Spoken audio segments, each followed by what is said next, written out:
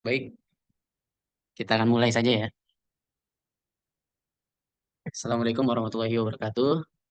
Eh, Alhamdulillahirrahmanirrahim. Waalaikumsalam Wassalatu warahmatullahi wabarakatuh. wassalamu ala asyrofil anbiya'i wal mursalin sayyidina Muhammadin wa ala alihi ajmain. Hari ini kawan-kawan Bedil ya. Ini kali pertama kami ya. Kami sebenarnya sudah sering mengadakan diskusi secara offline di Kota Bogor gitu. Kami sudah jalan sekitar mungkin ada berapa, udah 6 bulanan ya. Udah 6 bulan, udah lebih sebenarnya lebih daripada 6 bulan ya. Jadi menuju 1 tahun. Dan animo daripada eh, kawan-kawan terkait isu-isu yang dibawa Bedil, pemikiran-pemikiran yang dibawa Bedil ya. Ternyata banyak sekali yang ingin dibedil gitu ya. Dibedil dalam artian dibedil beneran gitu. Pemikirannya gitu. Ternyata banyak sekali. Jadi ya, hari ini kami secara resmi mengadakan diskusi atau kelas secara online gitu. Secara daring melalui Zoom meeting.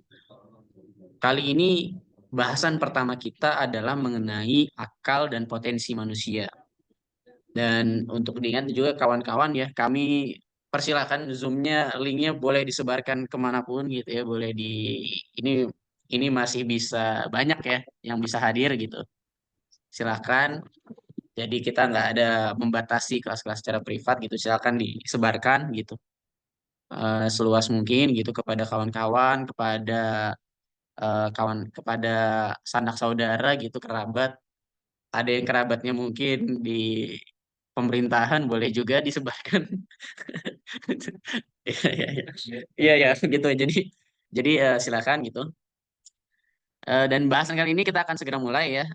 Bersama kita sudah ada Bang Alexi Ciptayoga ya, beliau yang menggagas budaya ideologi ini dan sudah berjalan ya selama ini. Hari ini beliau akan membawakan materi beliau mengenai akal dan potensi manusia. Mungkin kepada Bang Alexi, tapi sebelum kita memulai ke Bang Alexi, mungkin akan ada opening statement dulu ya dari Pak Yanson gitu sebagai pembina bedil ya. Waktu dan tempat dipersilahkan Pak Yanson.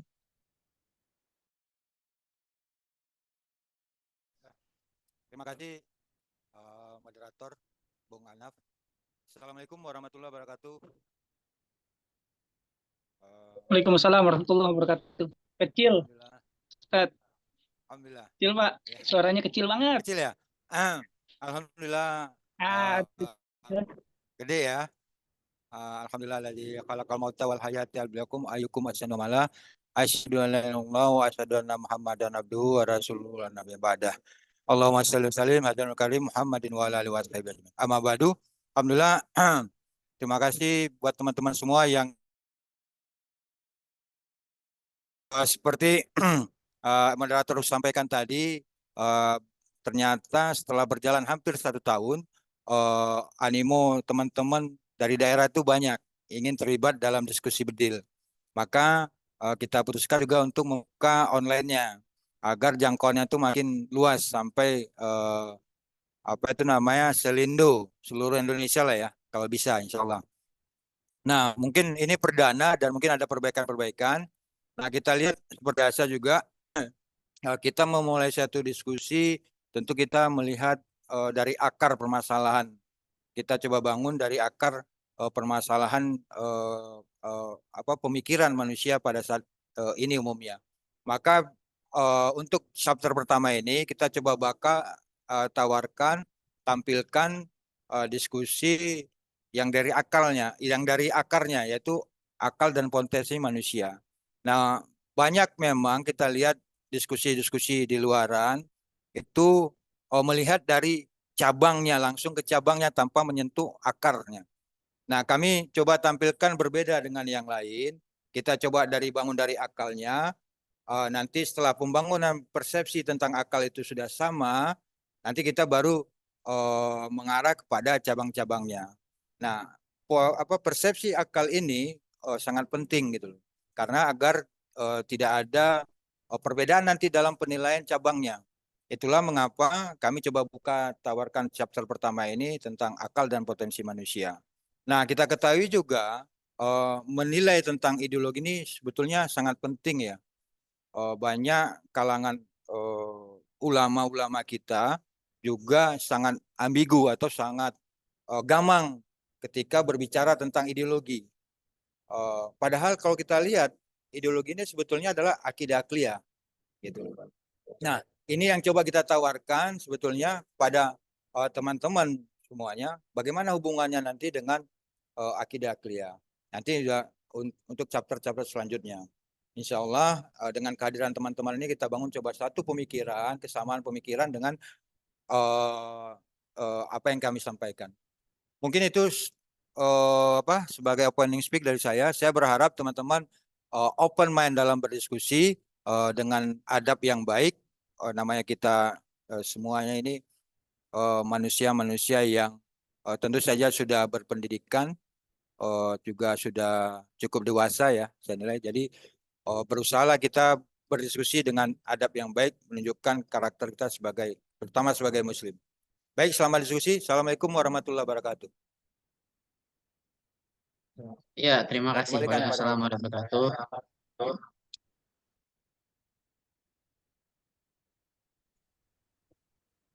Terima kasih atas sambutannya Pak Yanson.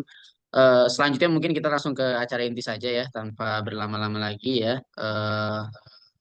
Kita akan hadirkan pemantik pada malam hari ini kepada Bang Alexi Ciptayoga. Waktu dan tempat kami berikan. Oke, jazakallah ya.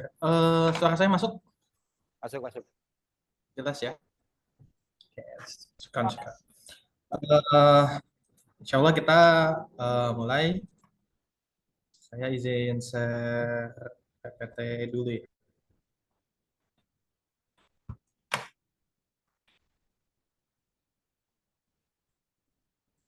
Nah,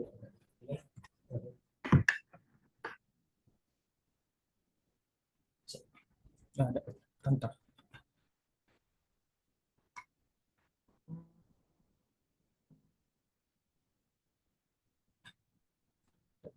Sudah kelihatan ya? Kelihatan ya? Ada? Ya. Bismillahirrahmanirrahim. Alhamdulillah, summa alhamdulillah. Alhamdulillahirabbil alamin wassalatu wassalamu ala asrofil anbiya'i wal mursalin wa ala alihi washabihi ajmain. Allahumma shalli ala sayyidina Muhammad wa ala alihi wa itratihi bi adadi kulli manumilak. Astaghfirullahalazim la ilaha illa huwal hayyul qayyum. Raditu billahi rabba wa bil islami dina wa bi Muhammadin nabiyya wa rasulah wa bi zidni ilma wa rizqni fahma. Allahumma alhimni rusdi wa izni min syarri nafsi. Oke, insyaallah kita mulai diskusi kita dengan judul definisi akal dan pembahasan terkait akal dan potensi manusia. Karena ini kelas chapter pertama, jadi Afan kada grogi ya. Oke. Kita akan masuk ke pembahasan akal. Terus nanti ada pembahasan terkait proses berpikir. Dan satu lagi sebenarnya ada metode berpikir. Cuman nanti untuk metode berpikir kemungkinan nanti akan ada kelas selanjutnya karena terlihat daripada materinya lebih konsen seharusnya nanti juga untuk pembahasan metode berpikir itu sendiri ya. Nah, pertama-tama kita harus memahami bahwa manusia adalah makhluk yang paling utama sampai-sampai dikatakan bahwa manusia lebih utama daripada malaikat. Mau dalam pembahasan teologi, mau pembahasan dalam ideologi, bahkan dalam secara empiris, manusia itu tetap dikatakan yang lebih sempurna dibandingkan makhluk-makhluk yang ada di bumi. Nah, pertanyaannya, letak kesempurnaan itu di mana? Letak kesempurnaan itu ada pada akalnya. Akal inilah yang akan mengangkat kedudukan manusia sekaligus menjadikannya makhluk yang paling utama. Dari sinilah kita akan tahu sebenarnya kita itu masih gitu ya pembahasannya. Oke, seperti yang tadi kan kita akan masuk sebenarnya ada 3 pembahasan yaitu akal, proses berpikir, dan metode berpikir. Tapi untuk malam ini akan saya bahas terkait akal dan proses berpikir. Untuk metode berpikir nanti akan masuk ke dalam pembahasan selanjutnya. Nah, pertanyaannya apa itu akal? Sederhananya ketika kita bicara akal, akal itu sudah disadari oleh orang-orang terdahulu sebelum kita. Bahkan di era Yunani, Romawi, bahkan para filsuf-filsuf klasik itu coba mendefinisi akal. Nah, menariknya ketika membahas definisi akal, mereka membuat definisi akal secara abstrak. Abstrak dan memang bahkan tidak bisa dipahami sama sekali. Contoh ya, kita lihat bagaimana Plato. Plato mendefinisikan akal adalah akal atau jiwa berasal dari alam ide yang abadi. Tempatnya jauh di atas dunia yang kita alami. Jadi kalau misalnya teman-teman coba bayangkan apa sih yang dimaksud Plato gitu loh. Sesuatu yang jauh di atas dunia yang kita alami. Jadi kita itu memahami akal itu apa? Akan makin bingung. Kedua, René Descartes mengatakan cogito ergo sum. Aku berpikir maka aku ada.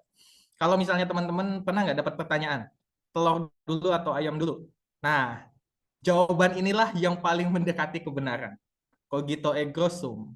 Aku berpikir maka aku ada. Ayam itu berpikir dirinya ada maka ada, karena telur itu nggak bisa berpikir, tidak bisa mengindra bahkan memiliki pengalaman.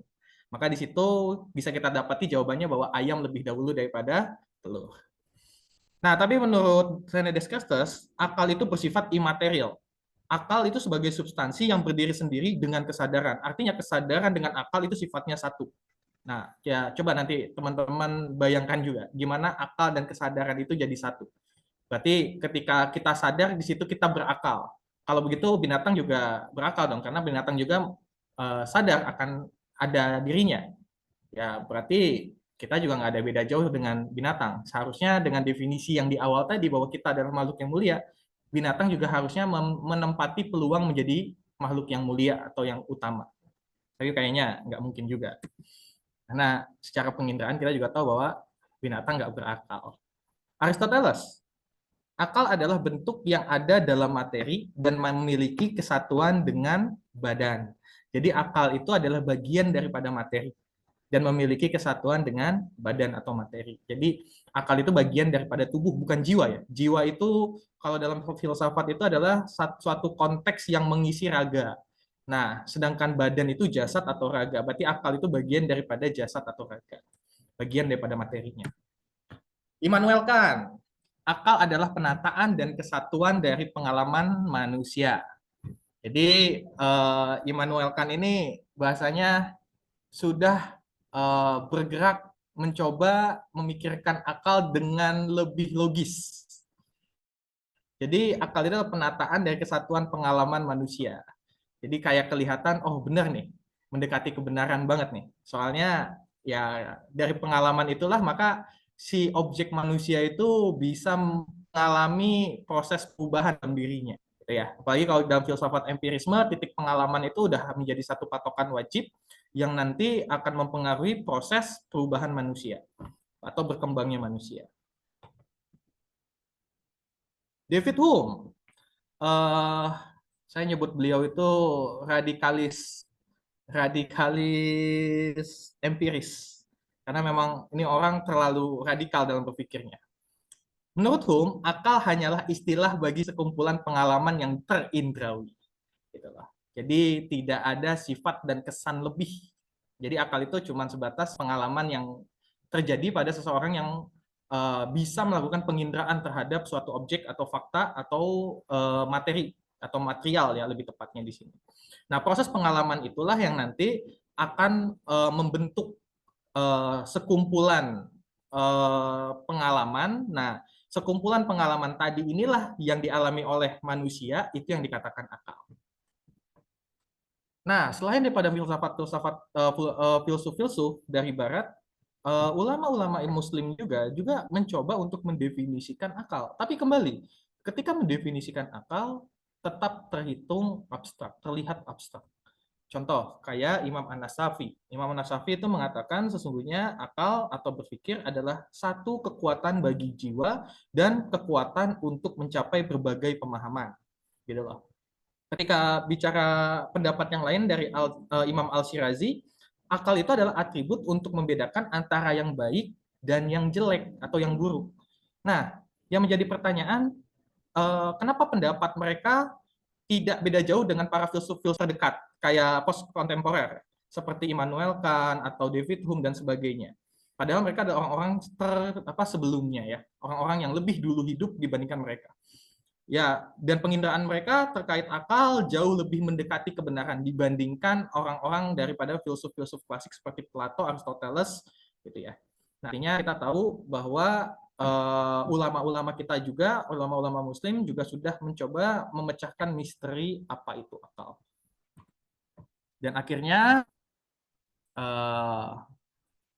ketika kita mencoba mengindra akal dan bagaimana pengalaman proses otak untuk memahami apa yang terjadi pada dirinya, maka akal itu memiliki definisi adalah proses pemindahan realitas atau fakta ke dalam otak melalui penginderaan panca indera dengan adanya informasi awal. Realitas tersebut kemudian diinterpretasikan. Jadi ketika misalnya saya ambil contoh ya, ini ada kopi. Sorry ya, ini ada kopi. Ketika kita melihat kopi, akal itu langsung dengan cepat menginterpretasikan objek yang namanya kopi. Nah, kecepatan dalam menginterpretasikan hal tersebut, itu yang dinamakan akal. Proses untuk mendefinisikan objek tersebut, itu yang dinamakan akal.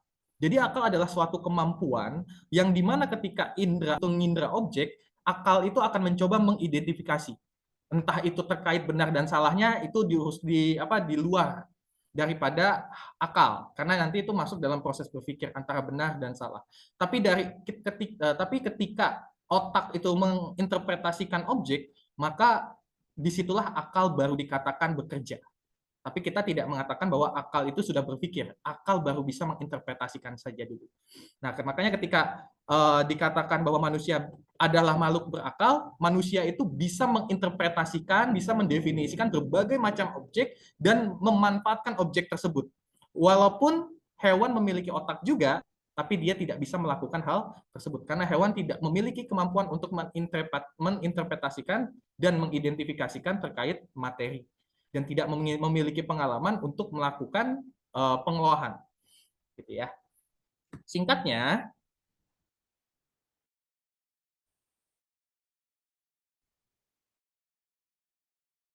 akal mampu hakikat fakta yang terindra. Kita sebagai manusia untuk memahami fakta yang terindra. Nah, ketika memang faktanya tidak ada, akal tidak akan bekerja. Ketika misalnya saya ambil contoh begini, dalam fisika kuantum itu ada istilah uncertainty principle atau prinsip ketidaksamaan, prinsip Heisenberg. Yang dimana prinsip ketidaksamaan Heisenberg itu akan menentukan posisi atom. Yang dimana posisi atom dan momentum itu diinterpretasikan dalam bentuk gerakan, posisi, dan dalam bentuk momentum. Pertanyaannya, ketika kita melihat objek atom, di manakah letak dan gerak elektron? Terindra tidak? Tidak terindra. Kebayang tidak? Tidak terbayang. Lantas apa yang terjadi? Akal juga tidak akan mampu untuk menginterpretasikan atom itu seperti apa, gerakannya seperti apa. Nah, disinilah nanti ada alat bantu namanya matematika. Matematika sebagai alat bantu itu akan membantu untuk menginterpretasikan nilai-nilai abstrak atau bentuk-bentuk abstrak dalam alam semesta. Makanya dalam ilmu sains itu matematika tidak bisa dilepas, gitu ya.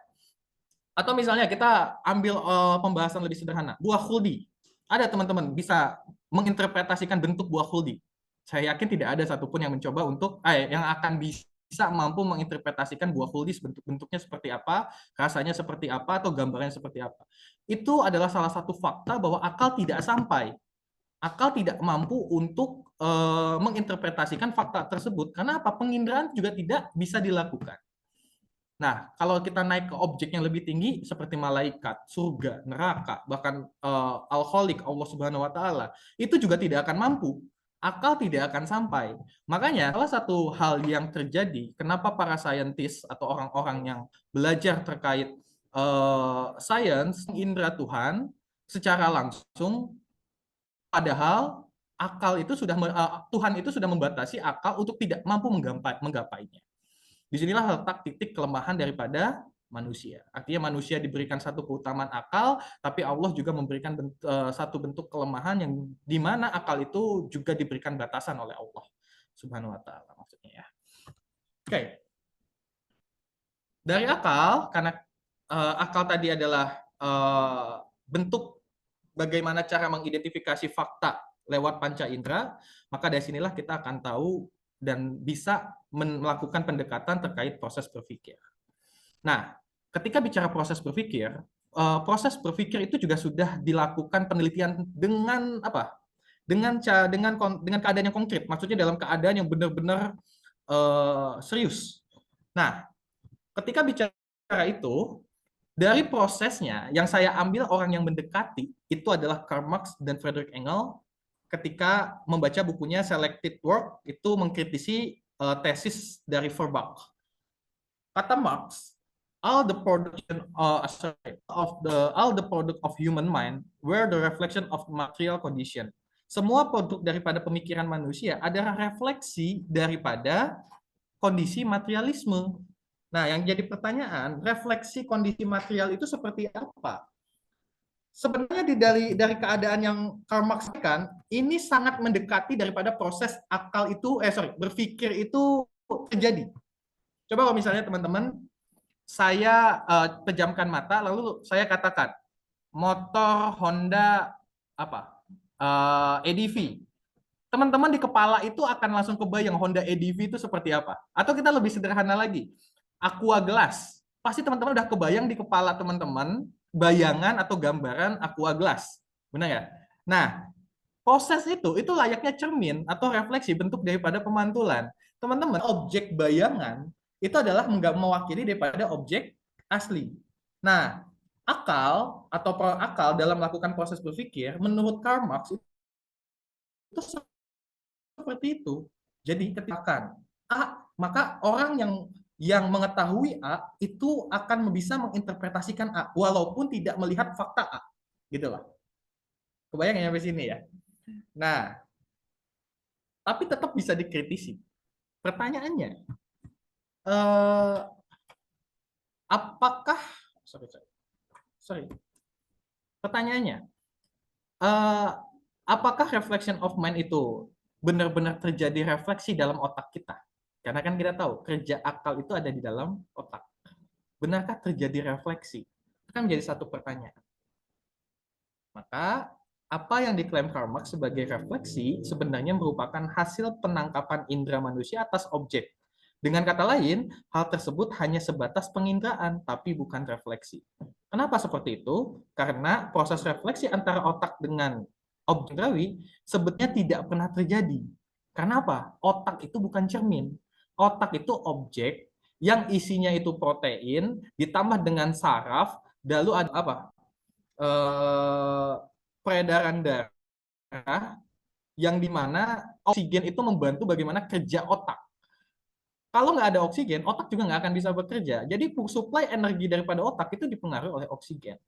Itu hanya sebatas objek, organ tubuh yang tidak punya kemampuan untuk melakukan refleksi atau pemantulan. Jadi gimana pemantulan itu terjadi? Gambaran itu sebenarnya apa? Nah, saya buat analogi sederhana. Andai kata hewan menangkap objek dan penginderaan yang sama dengan manusia, lantas mengapa aktualitas berpikir hewan tidak sama seperti manusia? Padahal sama-sama punya otak. Padahal sama-sama punya panca indera. Kucing punya mata, punya lidah, punya hidung, punya kuping, dan punya kulit. Tapi kenapa kucing tidak bisa membuat pesawat? Tapi yang bisa membuat pesawat adalah manusia. Artinya aktualisasi berpikir kucing tidak sama dengan aktualisasi berpikir manusia. Nah, jika teori Marx itu benar, bukanlah seharusnya hewan memiliki pemikiran yang sama dengan apa yang direfleksikan oleh manusia. Faktanya tidak. Kalau misalnya memang hewan itu memiliki kemampuan atau saya mudahkan gini, seandainya kalau konsep berpikir manusia itu refleksi, seharusnya hewan juga bisa melakukan hal yang sama, maka seharusnya hewan juga sudah bisa membuat minimal bahasa di antara mereka. Mereka akan memahami satu makna dengan makna yang lainnya. Mereka bisa memahami bahasa manusia. Mereka bisa berinteraksi dengan manusia. Tapi faktanya tidak pernah ada, kecuali hal tersebut ada di dongeng, gitu ya. Lantas apa itu proses berpikir? Lantas proses berpikir atau pemikiran atau persepsi adalah pemindahan akan realitas melalui indera ke otak dan adanya informasi sebelumnya yang adanya realitas tersebut nantinya dijelaskan. Artinya dari sini kita akan tahu bahwa berpikir itu adalah proses daripada penginderaan realita yang nanti hasil penginderaan itu informasinya ditransfer ke otak, lalu otak akan menghubungkan dengan informasi sebelumnya, nanti dari itulah didapatkan simpulan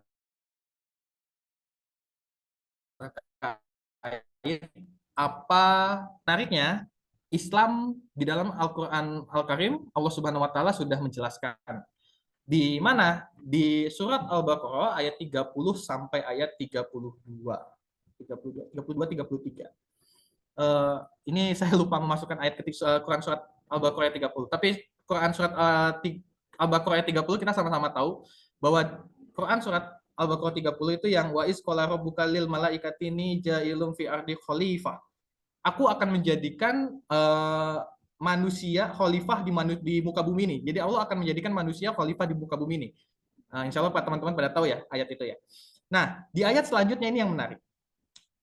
Di ayat 20 sebelumnya Allah itu malaikat itu mengatakan begini.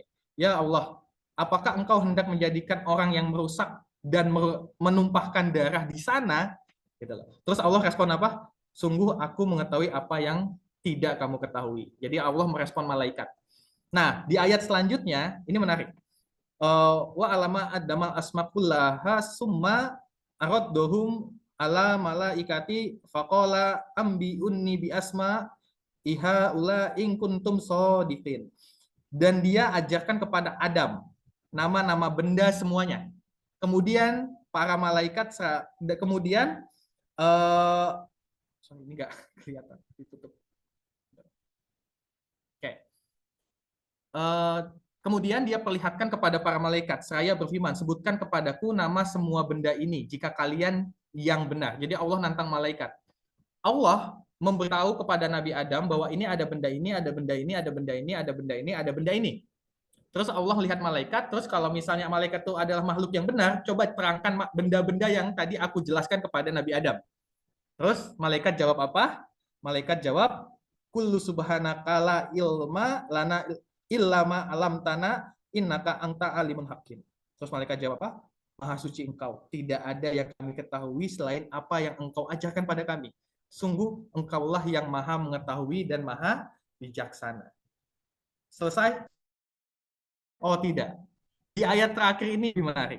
Di ayat ke-32, terus di ayat ke-33, Allah menjelaskan di surat Al-Baqarah, qala yama adamu ambihum bi asmaihim. Lalu Allah berfirman, wahai Adam, beritahu kepada malaikat nama-nama benda itu. Jadi Adam itu langsung mengajarkan malaikat, nunjuk pada malaikat. Benda ini namanya ini loh. Benda ini namanya ini loh. Benda ini namanya ini loh.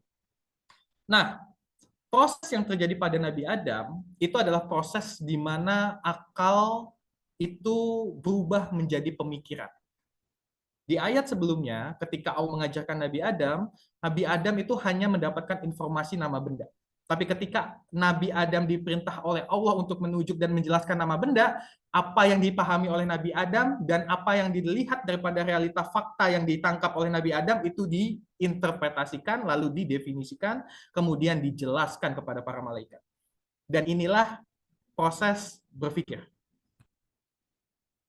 Oke, sekarang kita masuk bagaimana proses berpikir. Pertama, kita lihat objek manusia. Manusia itu punya pola pikir, yang kedua punya pola sikap.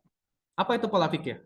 Pola pikir adalah proses pengambilan informasi daripada fakta atau objek yang terindra, lalu dikaitkan atau dihubungkan dengan informasi sebelumnya atau ingatan yang sudah ada di dalam kepala, yang sudah disimpan di dalam otak, lalu hasil daripada hubungan tersebut itu yang disebut dengan pemikiran atau buah berpikir.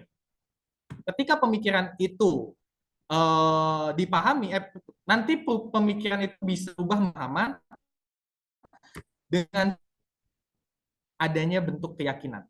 Jadi yakin dulu dengan pemikiran tersebut, maka akan dikatakan pemahaman.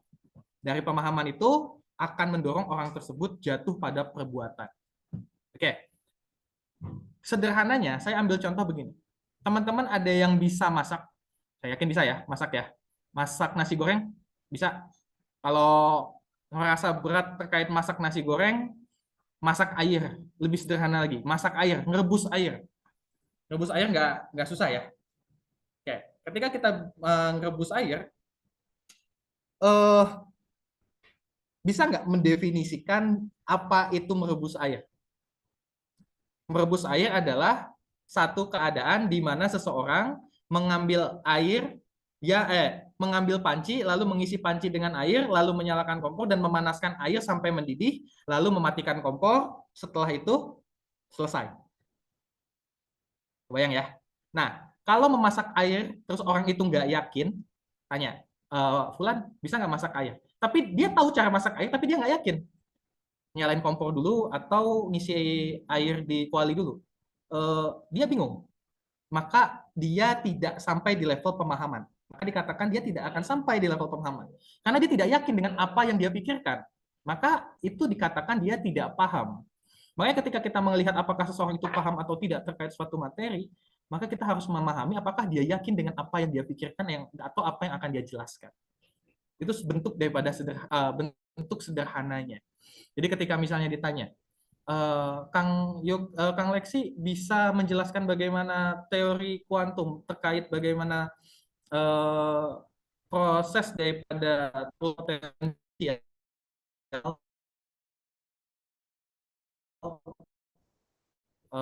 pemahaman tersebut. Tapi kalau saya itu nggak tahu, maka apa yang terjadi?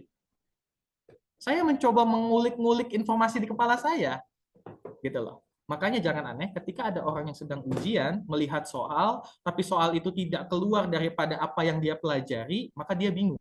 Kenapa dia bingung?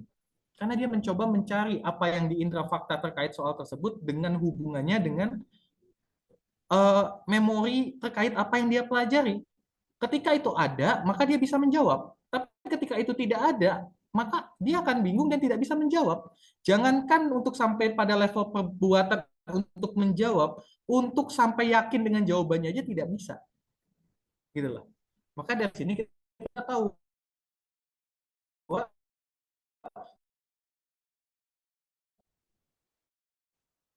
pentingnya informasi dilakukan. Maka dari sini kita akan tahu bahwa syarat daripada berpikir itu ada 4. Pertama, harus ada fakta. Kalau tidak ada fakta, maka apa yang mau dipikirkan? Kedua, harus ada otak. Otak itu harus ada dan harus bisa bekerja karena otak sebagai pusat daripada proses bekerja berpikir itu sendiri. Ketiga, harus hal yang dia pelajari, entah itu jadi pengalaman, entah itu jadi informasi, lalu disimpan di kepala dia, maka itu akan menjadi informasi sebelumnya. Gitu loh. Yang terakhir, harus bisa melakukan penginderaan. Artinya panca indera itu bekerja normal. Nah, kalau dari salah satu dari 4 syarat ini hilang, maka proses berpikir juga tidak mungkin bisa dilakukan. Faktanya ada, orang itu bisa mengindra, otaknya sehat, tapi dia nggak punya informasi sebelumnya. Dia akan bingung. Maka dia juga tidak bisa menginterpretasikan objek atau fakta di hadapan dia. Ketika faktanya ada, informasinya ada, terus pengindraannya normal, tapi otaknya bermasalah, layaknya orang gila atau orang yang kurang waras gitu ya, atau ODGJ. Apa yang terjadi? Sama, proses berpikir tidak bisa dilakukan. Atau misalnya yang terakhir, faktanya ada, informasi sebelumnya ada, otaknya bekerja sehat, tapi dia cacat secara penginderaan. Apa yang akan terjadi? Sama, informasinya, proses berpikirnya bermasalah.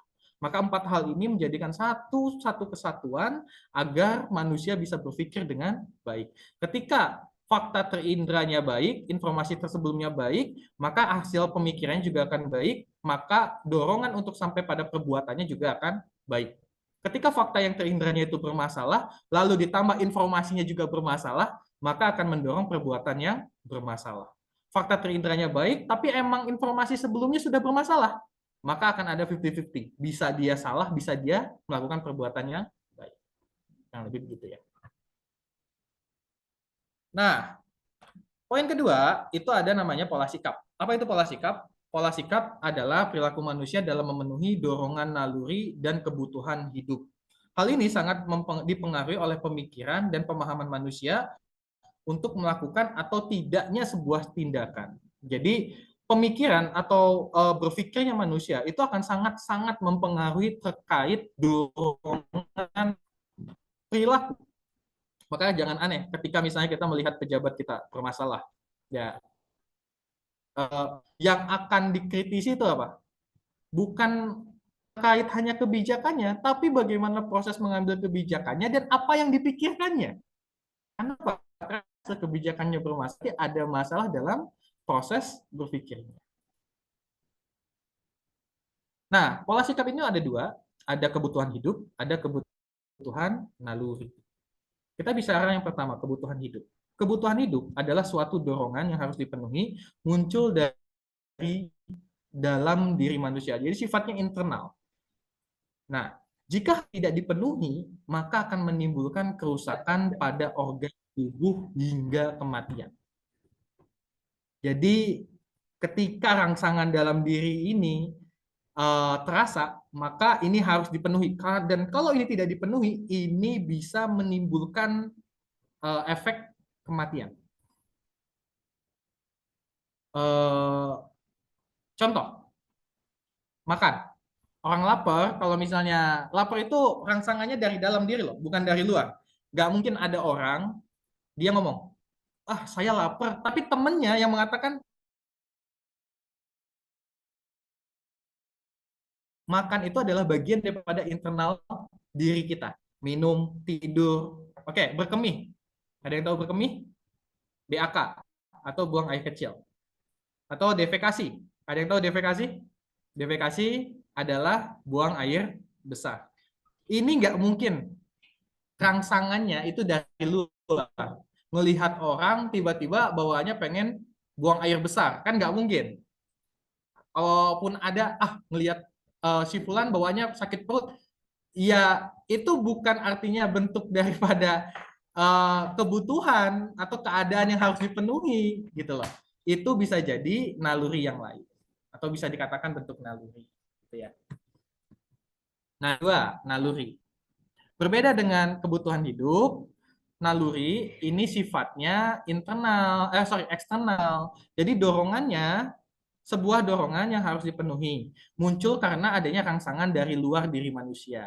Jika ini tidak dipenuhi, maka akan menimbulkan rasa tidak nyaman dan gelisah. Jadi ketika naluri ini tidak dipenuhi, bawaannya cuman nggak enak, pusing, ruwet, rujit, bingung, pokoknya nggak nyaman, bawaannya gelisah aja, gitu ya. Nah, naluri itu ada 3. Ada survival instinct, persevering offspring, terus glorify instinct. Nah, survival instinct atau naluri bertahan hidup, atau kita dalam bahasa Arabnya itu gharizatul baqa. Ini adalah naluri yang dimana ketika keadaan manusia itu terancam. Ini kalau tidak dipenuhi, ini akan membawa keadaan di mana manusia ini akan gelisah. Contoh-contoh. Teman-teman pernah diskusi dan berdebat dengan seseorang, ketika teman-teman berdiskusi dan berdebat dengan seseorang, lalu argumentasi teman-teman itu dibantai dengan fakta yang kuat dan ditambah dengan kalimat yang menjatuhkan, apa yang terjadi? Kesel, emosi, bawaannya pengen nonjok, kalau bisa diselesaikan di belakang gitu ya. Tapi ini bentuk daripada gharizatul baqa, karena rangsangan terjadinya hal tersebut itu dipancing oleh pihak luar tubuh, yaitu si orang yang melakukan diskusi dengan kita. Kalau ini tidak dipenuhi, bawaannya cuma kesel, kalau bahasa Sundanya kesel, nggak nyaman lah tubuh gitu loh. Rasanya gelisah, bawaannya pengen diselesaikan, nah itu gharizatul baqa. Jadi keadaan dirinya itu seolah-olah terancam. Apalagi gharizatul baqa misalnya, ketika melihat saudara-saudara kita di Palestina dibombardir sama antek Zionis. Kesal, emosi, marah. Nah, bentuk kesal, emosi, marah itu adalah bagian daripada gharizatul baqa atau naluri mempertahankan. Disinilah kita merasa ketidakterimaan, kita pengen membalas, kita pengen, ya kalau misalnya nggak sedikit ungkapan yang mengatakan kalau Israelnya ada di sini mah mendingan aneh bantai dan sebagainya dan sebagainya. Itu bagian daripada mempertahankan diri. Bentuk daripada mempertahankan diri tidak cuma sebatas level individu, tapi di level jamaah atau level masyarakat. Ya. Yang kedua, persevering offspring, gharizatun naum. Nah, ketika persevering offspring atau naluri melestarikan jenis ini atau melestarikan kehidupan, ini tidak sama dengan naluri seksual atau jinsi. Naluri seksual itu hanya bagian daripada gambaran lain daripada ghariza an-naum atau naluri melestarikan ini. Gitu loh. Contoh-contoh. Ketika seorang laki-laki melihat seorang wanita yang cantik dan sesuai dengan apa yang dia inginkan, ada rasa dia menginginkan wanita tersebut, ada. Ketika rasa menginginkan wanita tersebut hadir, itu hanya bagian dari penampakan ghariza an-naum atau misalnya naluri melestarikan jenis. Gitu loh. Dorongan itu dorongan seksual.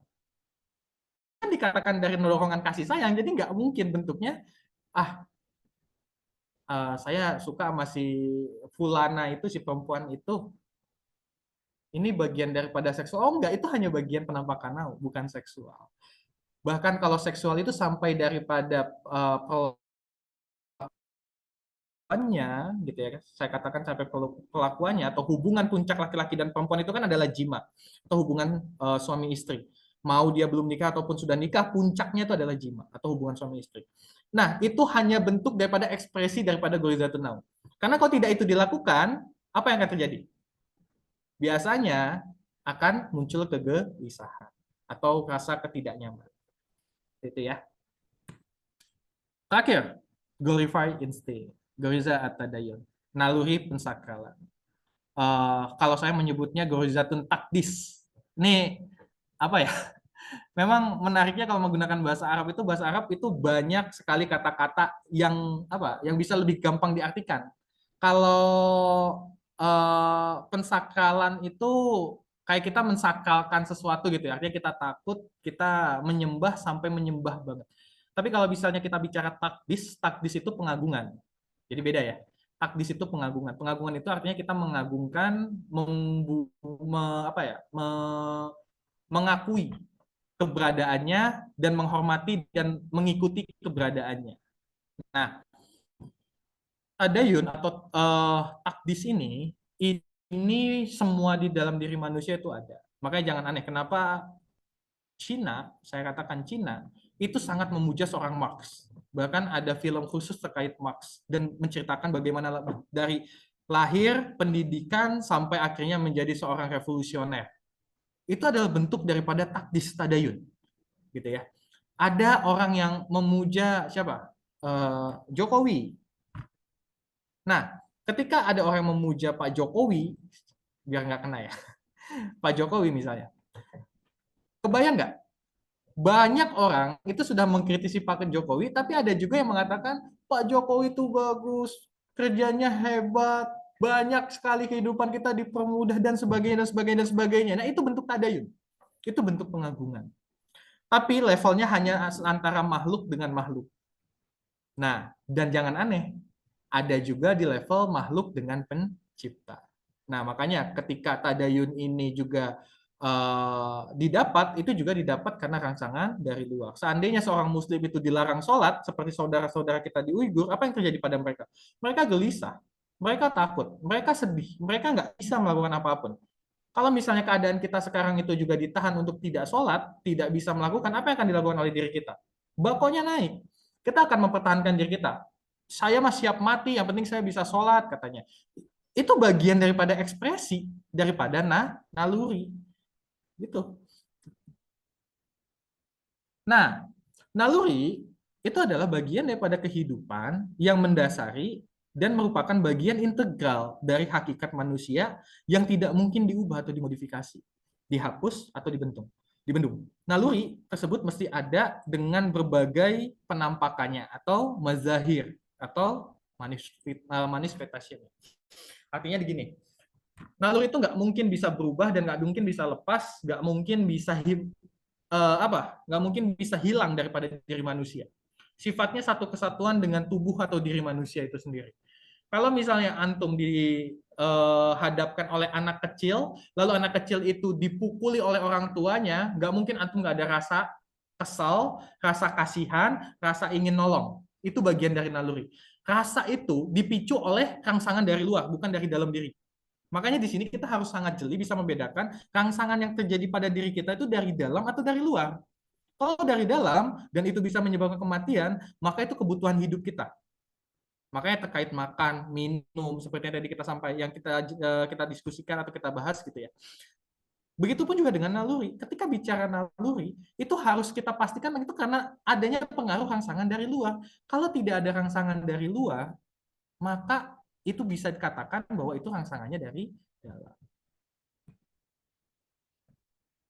Nah, naluri memiliki penampakan. Jadi ketika bicara Gorizah Nau atau naluri melestarikan keturunan, bentuknya tuh banyak. Bisa kasih sayang, bisa marah, bisa khawatir, bisa apa namanya? Bisa menjadi lemah lembut, bisa menjadi kasar. Itu hanya bentuk daripada penampakan naluri dan itu bisa berubah dari satu ke yang satu. Ketika melihat anak kecil, rasa sayang kita terhadap anak kecil, bentuknya itu sama seperti rasa sayang kita terhadap lawan jenis. Napi perlakuannya anak kecil lembut, lawan bisa bisa dalam keadaan yang eh, menunjukkan rasa kekhawatiran dan sebagainya gitu. Nah, ini artinya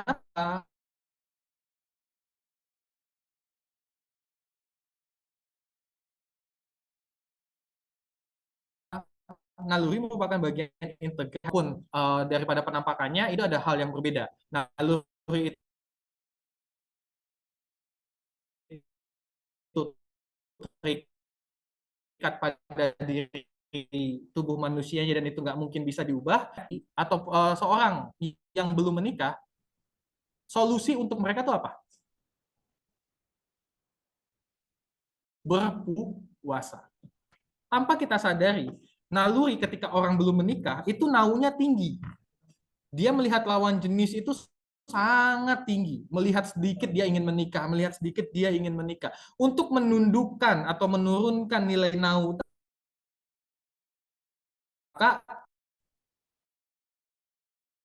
dialihkanlah dengan tadayun. Dengan artinya apa? Puasa. Dengan puasa nau.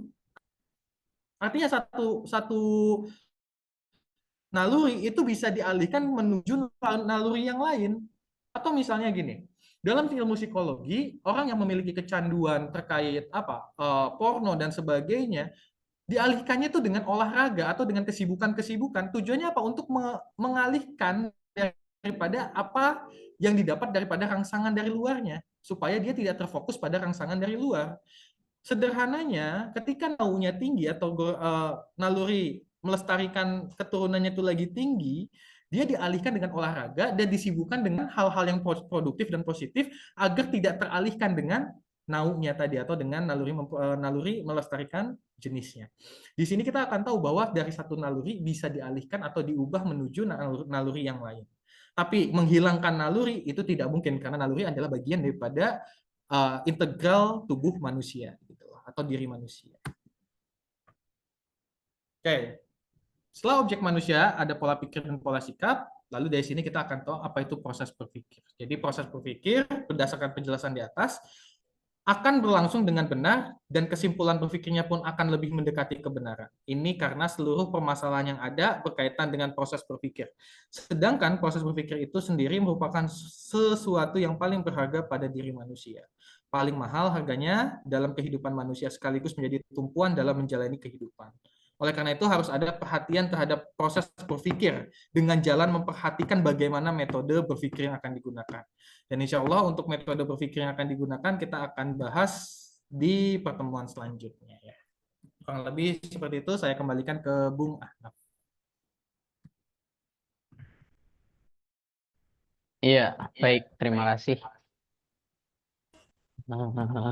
Ya, kita sudah dengarkan ya penjelasan panjang tadi ya dari Bang Alexi Ciptayoga ya. Udah tadi kita mulai 7.30 ya dari awal ya.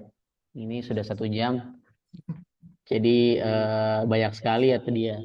Jadi bahasannya tadi 3 hal. 3 hal pertama-tama mengenai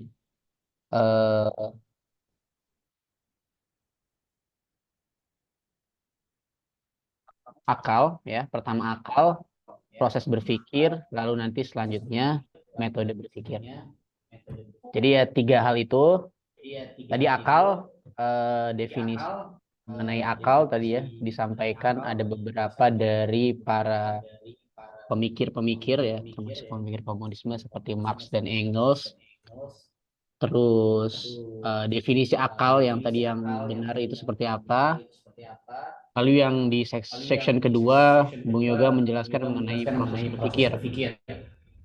Proses berpikir tadi ada pola sikap,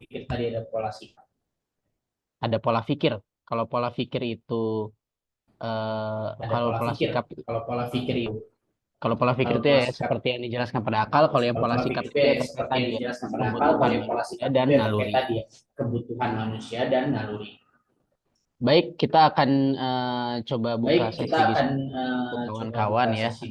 Mungkin boleh kalau ada yang ingin diskusi langsung boleh, kita masih panjang, kita sampai besok kalau nggak salah. Bisa sampai besok. Jadi kalau kawan-kawan yang kebetulan sudah pernah di Bogor gitu ya. Jadi buat teman-teman yang belum pernah datang ke Bogor juga, kami tuh biasanya rame diskusinya gitu ya. Jadi silakan boleh raise hand, kami coba layani dulu kawan-kawan yang on cam dan on mic. Nanti selanjutnya kami akan berikan kesempatan untuk kawan-kawan yang melalui kolom chat. Mungkin silakan.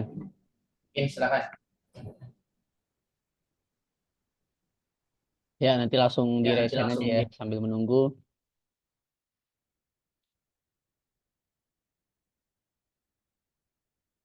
Ini kayak masih belum ada ya.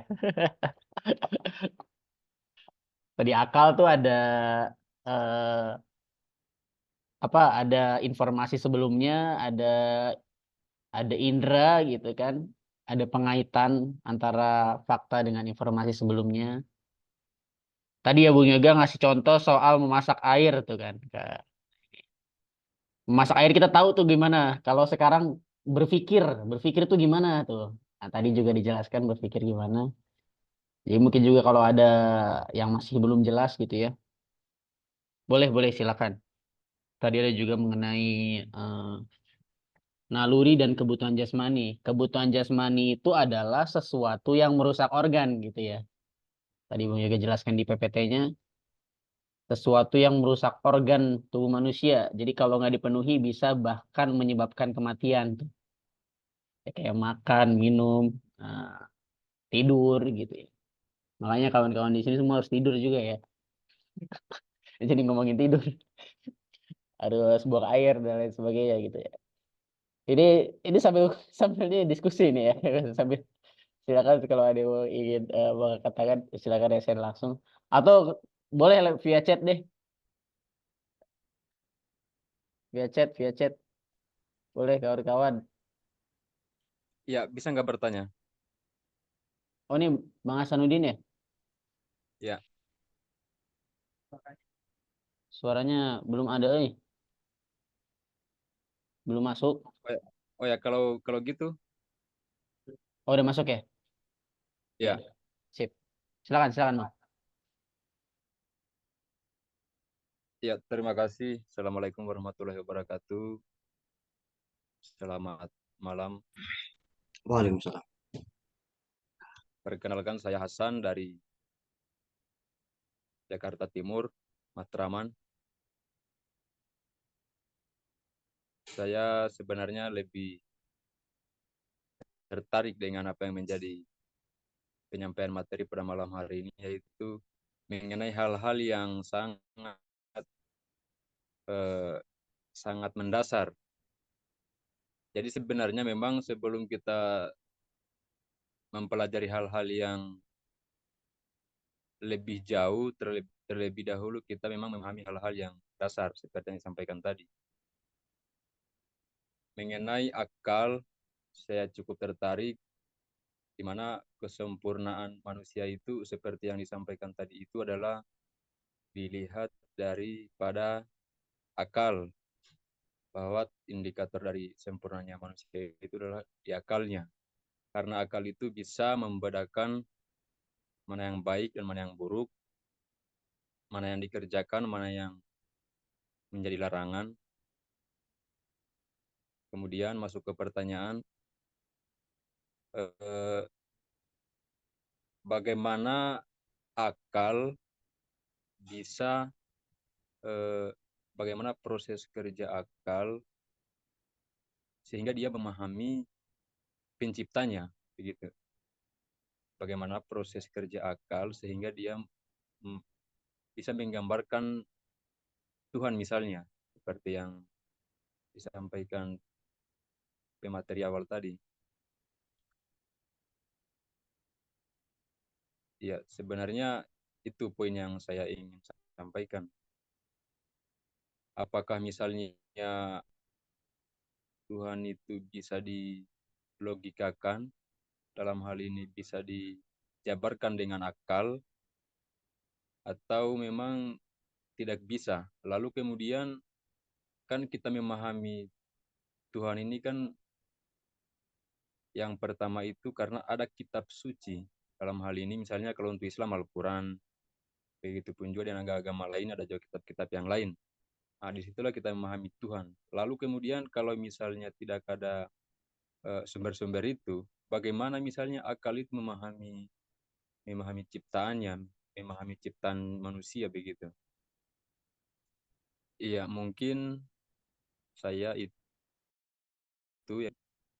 Terima kasih atas waktunya. Yang yang penting saya cukup tertarik dengan pembahasan beda ideologi, dan mungkin ke depannya juga kalau ada pembahasan lain saya tetap ikut, ya Allah. Iya, terima kasih. Wassalamualaikum warahmatullahi wabarakatuh. Waalaikumsalam warahmatullahi wabarakatuh. Maaf Bang, dari boleh kenalan dulu nama dan asal? Punten. Oh, Oh, oh ya, dari Jakarta saya Timur. iya, tapi sebenarnya saya asli Sulawesi sih, Sulawesi. Oh iya iya. Kalau Ini lagi di saya Jakarta Timur boleh lah ya. Deket ya. Oh jauh, masih jauh ya. Ya kapan-kapan boleh main juga ke diskusi offline kami Bang. Oh Bung ya, Alexis ya. Ya, boleh Bang. siap. Tadi ya pertanyaan mengenai bagaimana akal mencapai tadi ya proses pencarian Tuhan tadi. Mungkin silakan. Bang. Oke. Terima kasih. Pertanyaan pertama. Kan. Eh, Benar, memang tadi seperti apa yang kita diskusikan bahwa akal itu hal yang paling utama. Tapi memang menjadi pertanyaan itu bagaimana akal itu bisa menyadari keberadaan Tuhannya atau penciptanya. Artinya si manusia sebagai objek yang melakukan proses terkait akal dan berpikir bisa mengetahui, oh itulah Tuhan saya, dan oh itulah sesuatu hal yang harus saya imani atau saya yakini. eh Memang benar juga seperti apa yang tadi disampaikan, kalau sekarang itu kita belum dibantu oleh eh, kitab suci ya, bisa Al-Quran, Injil, Taurat, Zabur dan sebagainya ya. Eh, Prosesnya gini tuh gambarannya, Kak. Apa namanya, Bang Hasan, saya nyebutnya Bang Hasan ya. Bang Hasanuddin, pernah nggak sih kita dengar kisah bagaimana Nabi Ibrahim? Nabi Ibrahim itu nyari Tuhan, pertanyaannya butuh kitab suci nggak? Enggak ya. Tapi ada proses yang sangat-sangat sangat-sangat luar biasa yang dia penuhi. Pertama-tama itu malaikat lagi. Nabi Ibrahim itu melihat berhala. Ketika dia meminta sepotong roti dari berhala, apa yang terjadi? Berhala nggak bisa ngasih apapun.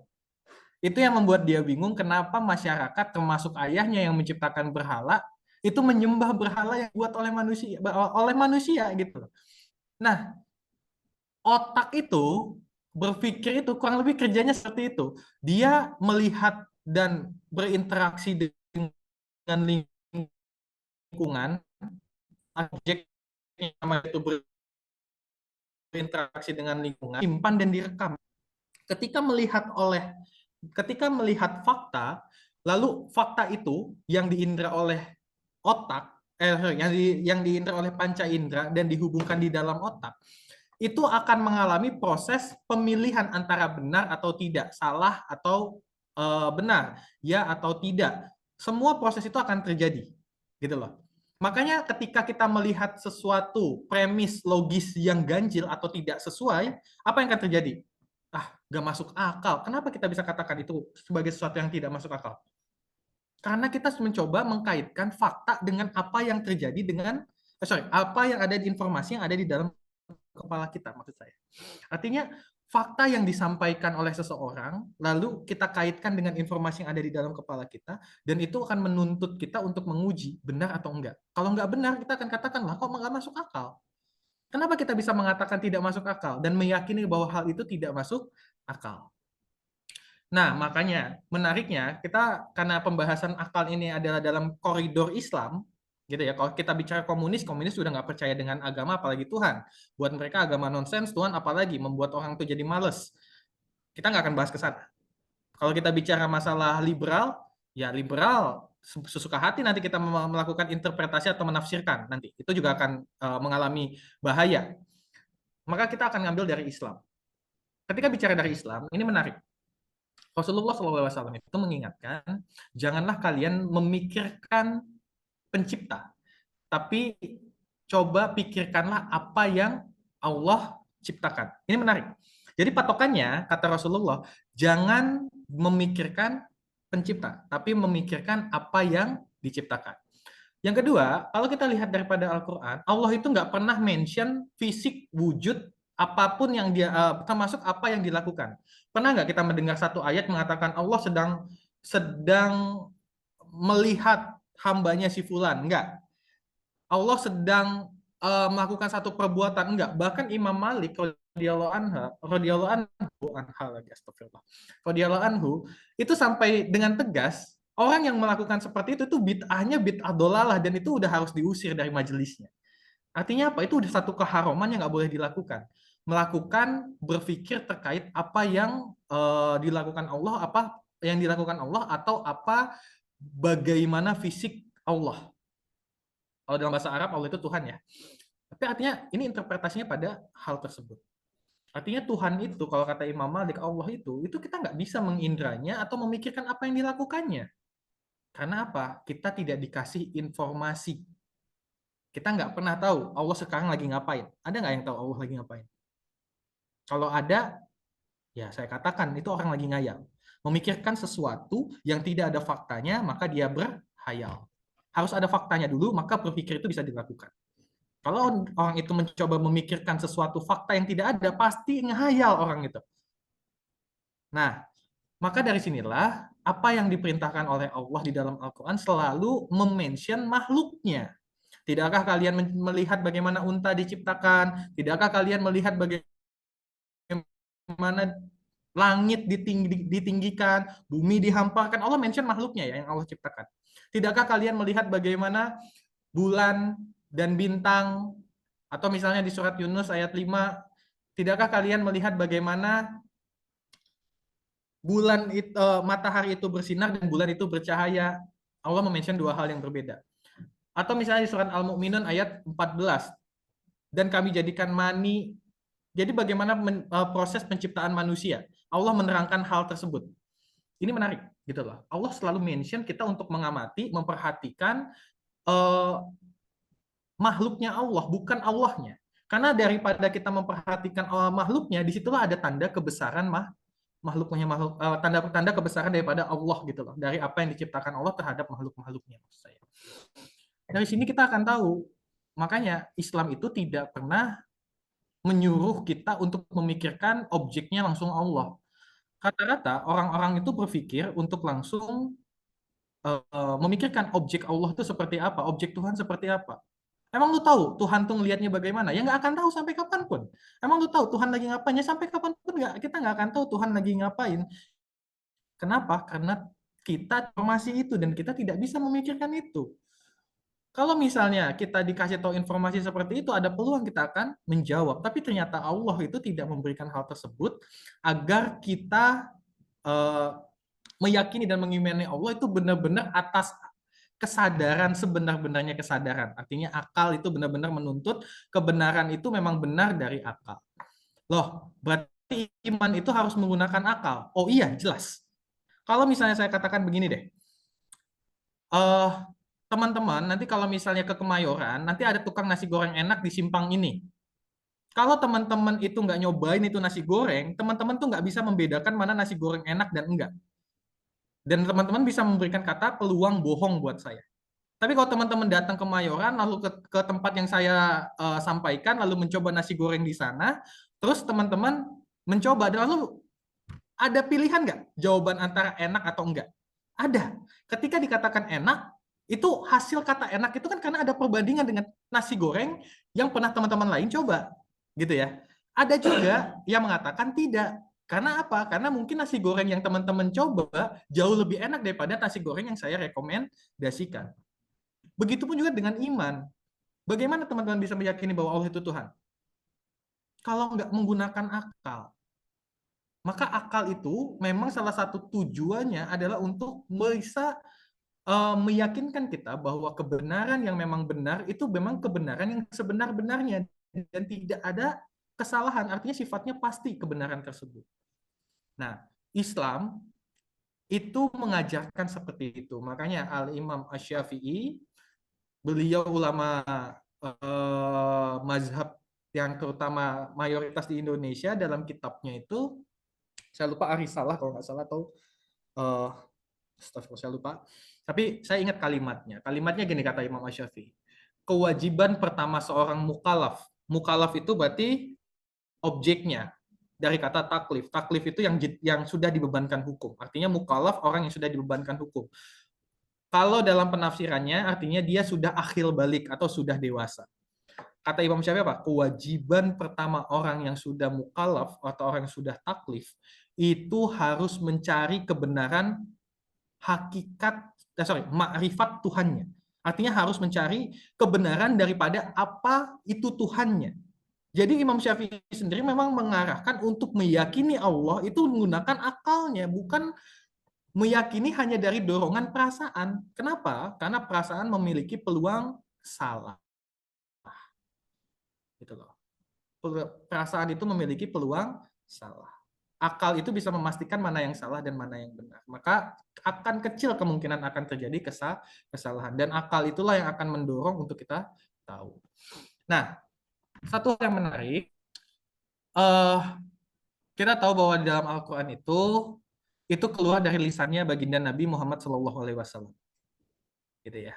Nah, 14 abad yang lalu, Rasulullah itu sempat menyampaikan dalam Quran surat Al-Mu'minun ayat 14 sampai ayat 16 atau ayat 17, saya lupa.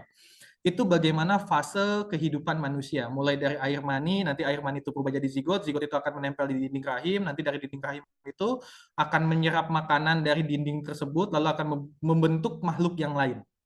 Allah menyampaikan hal seperti itu. Tapi itu benar nggak terbukti? Jawabannya terbukti. Terbukti di abad sekarang, abad 2000, abad ke-20 berarti, abad ke-20. Dengan apa? Dengan bantuan alat. Loh, kebayang nggak sih Rasulullah itu menyampaikan hal tersebut nggak butuh alat? Ada alat apa? USG. Kayaknya nggak ada alat USG di masa Rasulullah. Kamera aja nggak ada, apalagi elektronik, nggak mungkin. Pertanyaan Rasulullah menyampaikan hal tersebut dari mana? Ya kalau bukan daripada kebenaran. Dari situ kan kita akan meyakini bahwa berarti Rasulullah itu bukan seseorang yang apa ya kita katakan, hal yang orang yang macam-macam, atau bahkan kalau siapa salah satu penunggang Sam Harris, saya ingat Sam Harris itu salah satu 4 penunggang kuda ateis era modern sekarang. Itu kalau nggak salah ada 4, Sam Harris, Christopher Hitchens, Jared Dennett, sama Richard Dawkins. Sam Harris itu bilang apa? Apa yang terjadi oleh Muhammad itu layaknya orang yang mengidap skizofrenia. Wah, kalau misalnya antum dengar itu gimana? Kesel ya? Ya, itu bako. Itu naluri bako. Antum merasa bahwa apa yang kita yakini, orang yang kita ikuti itu dilecehkan. Itu bako. Tapi pertanyaan itu bisa dikonter nggak? Bisa. Dan yang mengkonter itu Al-Quran. Bukan Rasulullah yang langsung bicara, cukup Al-Quran. Al-Quran itu keluar juga dari lisannya Rasulullah. Kalau misalnya apa yang keluar dari lisan Rasulullah itu salah, maka ada peluang Rasulullah bohong.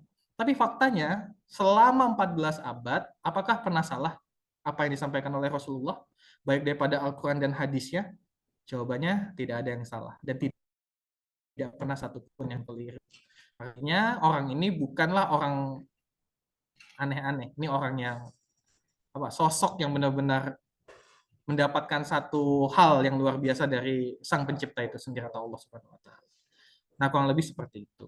Jadi intinya ketika kita bicara daripada akal, dari situlah memang akal itu menuntun kita untuk memperhatikan makhluk ciptaan Allah. Dari situlah kita akan melihat tanda kebesaran Allah, dan dari situlah kita yakin bahwa semua itu sudah Allah ciptakan dan Allah atur. Kalau ada yang mau direspon, silahkan. Ya, Bang Hasanuddin gimana? Aman? Mangga kalau ada feedback lagi gitu, nggak apa-apa gitu. Enggak, aman-aman. Aman ya. Ya, memang Silakan Bang. ada itu pertanyaan Dianu di chat, saya lihat. Oh iya. Ya tadi ya kalau eh, saya juga jadi ingat ya, Bung Yoga ada juga perkataan ini loh apa Arab Baduy itu. Jadi terkait bagaimana unta itu. Kalau ada kotoran unta kamu lihat, itu kan berarti ada unta yang lewat. Jadi kita tidak perlu tahu keberadaan unta dengan adanya kotoran unta yang ada di situ gitu. Ya kan? Kayak jejak itu kan. Ada jejak berarti ada yang lewat gitu. Itu kan pencarian akal ya. Itu mungkin sedikit gambaran juga pernah aku pembicaraan. Ini banyak banget nih dua orang lagi ya, ada Zaka sama Galuh. Coba tapi kita mau ke polos etika dulu nih di chat. Izin tanya, sebenarnya keputusan benar dan salah itu berasal dan berpusat di otak atau hati. Asik. Gimana nih otak atau hati gitu. Gitu. Hatiku gitu. Hatiku sakit. Silakan. Kita bicara masalah benar dan salah. Oke. Jadi pertanyaan gini lah. Suara saya jelas. Tadi ada pemberitahuan koneksi bermasalah. Aman ya? Oke. Pertanyaan mendasarnya itu dari mana kita tahu suatu hal itu benar dan sesuatu hal itu salah. Maka kita coba definisikan dulu mana benar dan mana salah. Benar itu adalah satu keadaan yang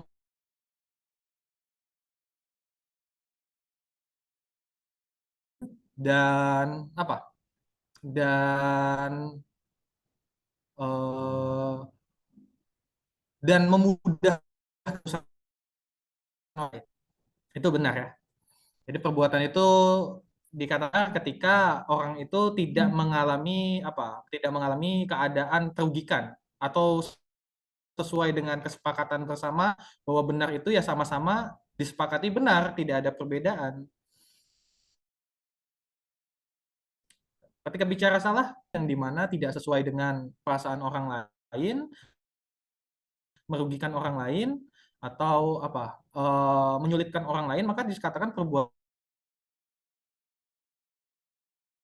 itu adalah perbuatan yang salah. Perbuatan baik itu adalah perbuatan yang lain, memudahkan urusan orang lain, bahkan menyulitkan orang lain. Terus ketika bicara perbuatan yang salah atau perbuatan buruk, ya perbuatan itu adalah perbuatan yang orang lain menyulitkan orang lain gitu loh, dan tidak disukai oleh orang lain. Oke, misal begini ya. Kalau misalnya definisi benar dan salah seperti itu, biasanya kalau saya lagi diskusi itu saya bikin perumpamaan yang memang benar-benar parah ya. Ada sepasang kakak adik melakukan hubungan tubuh. Keduanya melakukan karena kesepakatan bersama asal daripada mau dan sama mau. Nggak ada yang dirugikan dari pihak lain, termasuk keluarga, karena satu keluarga mereka. Pertanyaannya, perbuatan itu benar atau salah? Pasti semua akan salah. Tapi tidak sesuai dengan definisi perbuatan salah itu sendiri. Oke, dari sini maka saya katakan ini definisi benar dengan salah yang kita pahami bahwa perbuatan benar dan salah itu sesuai dengan kesepakatan bagaimana orang-orang menyukai atau tidak perbuatan tersebut.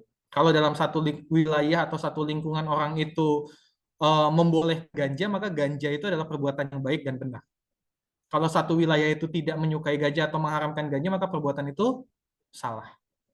Maka jangan aneh kalau misalnya negara kita yang mayoritas Islam tapi ada yang jual khamar, maka khamar itu dibenarkan. Padahal dalam Islam haramkan. Kepada definisi yang tepat, kita sebagai Muslim, benar dan salah itu terikat pada syariat Islam. Syariat Islam itu terikat pada Al-Quran dan As-Sunnah. Berarti benar dan salah kita tergantung daripada Al-Quran dan As-Sunnah itu sendiri. Maka standarnya jelas. Maka benar dan salah itu harus ada landasan yang kuat. Kalau misalnya orang yang berzina, mau siapapun yang berzina, maka adalah perbuatan yang salah. Orang yang bermain judi, judi itu sesuatu yang salah. Siapapun yang melakukan judi, mau melakukan perbuatan judi, maka judi itu salah. Maka perbuatannya salah. Kalau misalnya ada siapa? Kiai membolehkan riba, maka salah. Kenapa? Karena riba itu diharamkan. Oke, clear sampai sini ya. Maka standar sebagai seorang muslim itu letak daripada benar dan salahnya bukan dari manusia, tapi lebih pada penetapan daripada hukum syariat. Al-Quran dan As-Sunnah. Nah, ketika syariat itu membolehkan, maka kita melihat faktanya. Faktanya itu gimana? Ketika faktanya itu, ini jatuhnya haram. Berarti nanti otak akan merespon, oh ternyata syariat juga mengharamkan. Berarti hasil kesimpulannya haram. Maka perbuatannya akan jatuh pada haram. Kebayang di sini ya. Oh, sholat itu wajib. Nah, syariat mengetahui bahwa sholat 5 waktu wajib. Ada orang nggak sholat. Maka kita akan mengatakan salah atau benar. Oh, bisa benar, bisa salah. Benar, bisa benar atau bisa salah. Tergantung kondisi orangnya. Kalau orang itu dalam keadaan safar, berarti ada perpeluang di jamak dan qasar. Syariat lagi patokannya. Kalau ternyata mungkar, bayang nggak ya sini? Akal itulah yang akan mengarahkan individu itu sendiri untuk bergerak menuju hakikat mana yang benar dan mana yang salah. Tapi ingat, landasan daripada benar dan salah itu juga harus jelas dulu. Kalau landasan itu benar dan salah tidak jelas, maka berpotensi jatuh pada perbedaan yang berpeluang pada kesalahan. Makanya dalam ilmu hukum itu, kalau dalam ilmu hukum positif ya, hukum itu tidak bisa sifatnya absolut. Jadi sifatnya harus relatif dan bagaimana melihat kondisi keadaan. Nah, tapi kalau misalnya syariat Islam tidak, hukum itu bersifat mutlak. Gitu loh. Keadaan nanti akan mengikuti sifat mutlak daripada hukum itu sendiri. Nah, tergantung sekarang posisi kita melihat benar dan salah lewat hukum positif atau hukum Islam. Ketika kita bicara seorang muslim, ya sudah sepatutnya melihatnya juga hukum Islam. Karena apa? Karena ya urusan kita tidak hanya di dunia, tapi juga urusan kita ada di akhirat. Allah juga akan mempertanyakan. Kan udah jelas aku haramkan, tapi kenapa kamu bolehkan? Di hukum positif dibolehkan ya Allah. Allah dengar nggak? Kalau Allah dengar ya silahkan lakukan. Tapi kalau Allah nggak dengar, ya siap-siap buat argumentasi yang mau didengar. Biar didengar oleh Allah. Kalaupun didengar itu ya. Kurang lebih seperti itu ya. Ya, terima kasih. Tadi ya terkait benar dan salah itu ya tadi ya. Tapi saya mencoba memahami pertanyaan beliau di chat ini ya. Mungkin sekedar ini aja ya. Hati itu di mana posisinya gitu. Jadi bukan sekedar benar salah begitu Pak Yoga. Ya. Saya membantu aja ya. Saya membantu Abang Polos Etika ini. Ini namanya nama Polos Etika. Ini namanya. Oke. Iya, silakan. Saya juga dulu pernah ditanya begitu. Letak hati di mana sih? Letak hati di mana? Di dada, di bawah daripada jantung, dekat dengan lambung. Enggak, itu organ hati, bukan hati. Jadi definisi hati harus dituntaskan dulu.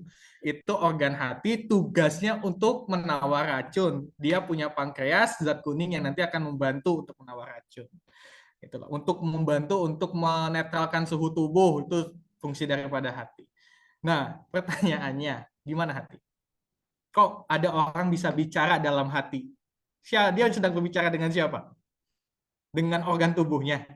Enggak. Artinya, ya di kepala dia lagi, di otak dia lagi, dan itu akal dia. Jadi itu hal yang normal ketika maklumat atau informasi yang ada di dalam kepala dia dikabungkan dan dia mencoba untuk menginterpretasikan dengan dirinya sendiri. Jadi seolah-olah orang itu sedang berbicara pada dirinya sendiri. Artinya dia cuma sedang memikirkan apa yang dia pikirkan terkait fakta yang diindranya dan lalu diproses di dalam otaknya. Proses di dalam otak itu menghasilkan hal-hal yang ada di dalam kepalanya terkait termasuk suara atau obrolan yang ada pada dirinya sendiri gitu loh. Ini hal yang normal dan ini hal yang biasa terjadi. Makanya kalau misalnya ada orang, tenang, gue lagi berpikir nih, Tenang, gue lagi mempertanyakan dalam diri gue. Mempertanya apa yang mau dipertanyakan? Nanya kepada siapa? Jantung. Nanya kepada siapa? Hati. Enggak, mereka nggak bisa. Itu hanya organ tubuh yang sifatnya cuman untuk tugasnya organ. Nggak lebih, nggak kurang. Nggak mungkin. Dengar, dengar nggak? Enggak, gitu. Tetap itu semuanya ada di dalam otak atau di dalam pikiran. Makanya kalau kita tahu bagaimana proses berpikir itu, sebenarnya ya itu akan menjadi lebih mudah dalam proses kita minimal memilah-milih bagaimana benar atau salah. Jadi memilah-milih benar atau salah itu bukan hanya dari perasaan, perasaan kayaknya boleh deh. Enggak.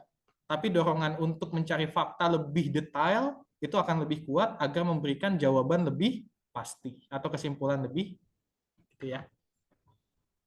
Iya, terima kasih atas jawabannya, Kak Yoga. Mungkin kita lanjut dulu ya. Ini tadi ada yang Berarti bro, raise. ya bisa sambung ya. Berarti kan biasanya Boleh, kan ada boleh. istilah begini, katanya ikuti kata hati. Biasanya kan sering kita dengar begitu.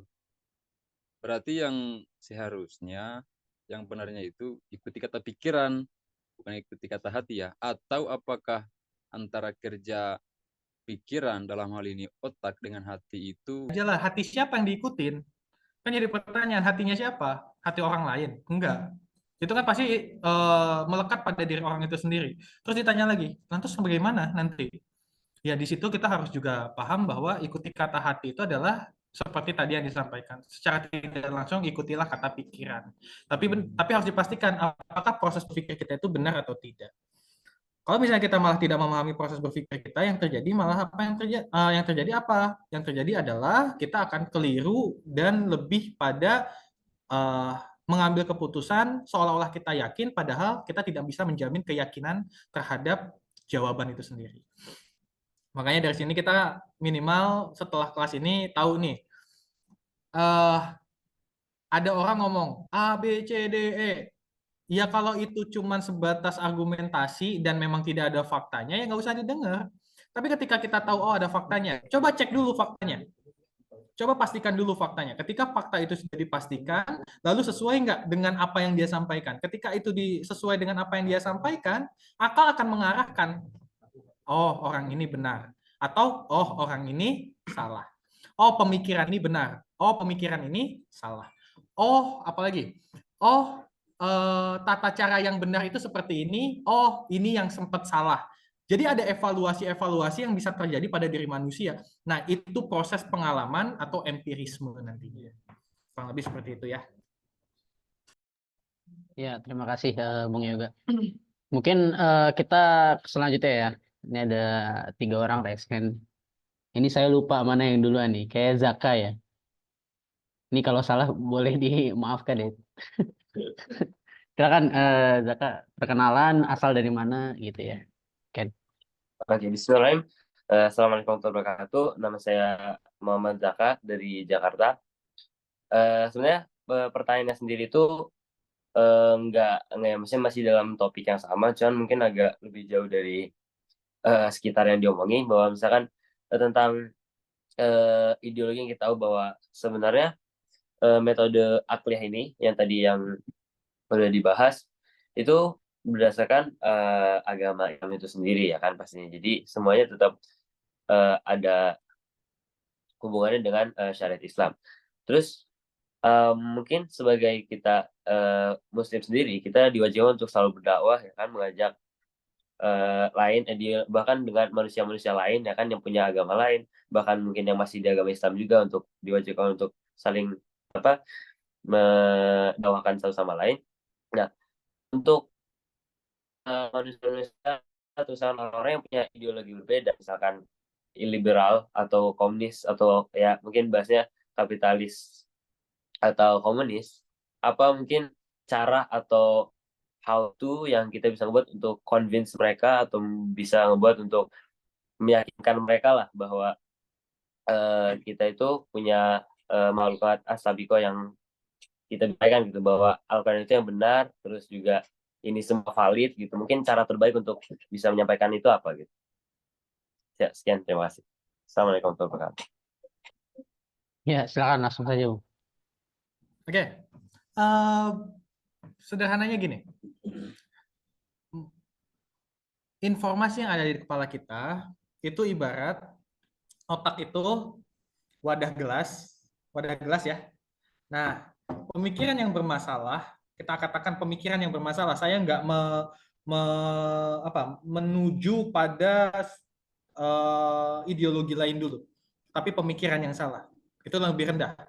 Karena ideologi itu adalah konsep berpikir yang lebih tinggi. Karena konsep pemikiran itu bisa diaplikasikan dalam kehidupan manusia. Kita bicara pemikiran yang lebih rendah.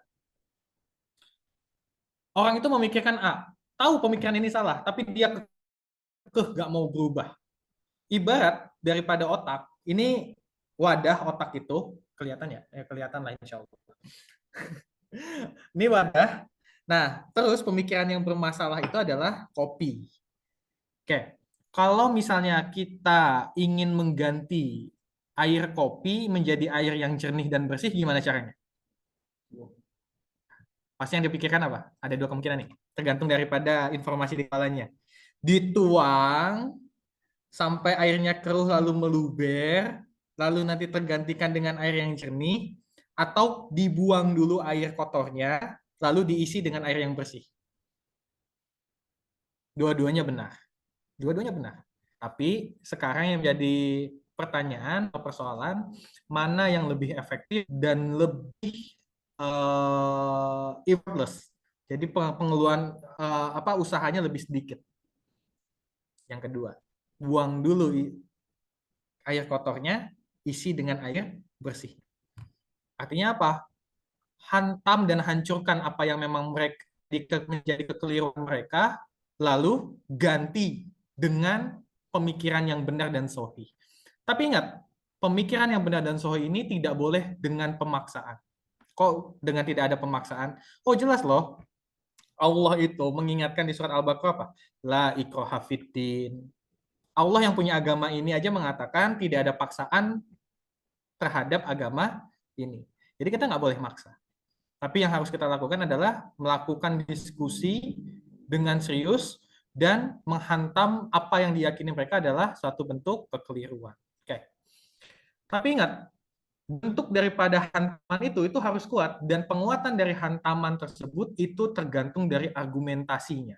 Apakah argumentasi itu sifatnya logis? Apakah argumentasi itu sifatnya ilmiah? Apakah argumentasi itu sifatnya rasionalitas? Kita nggak ada yang tahu, tergantung bagaimana maklumat orang yang melakukan aktivitas diskusi itu sendiri. Semakin banyak maklumat sabiko atau informasi terdahulunya, maka semakin banyak amunisinya.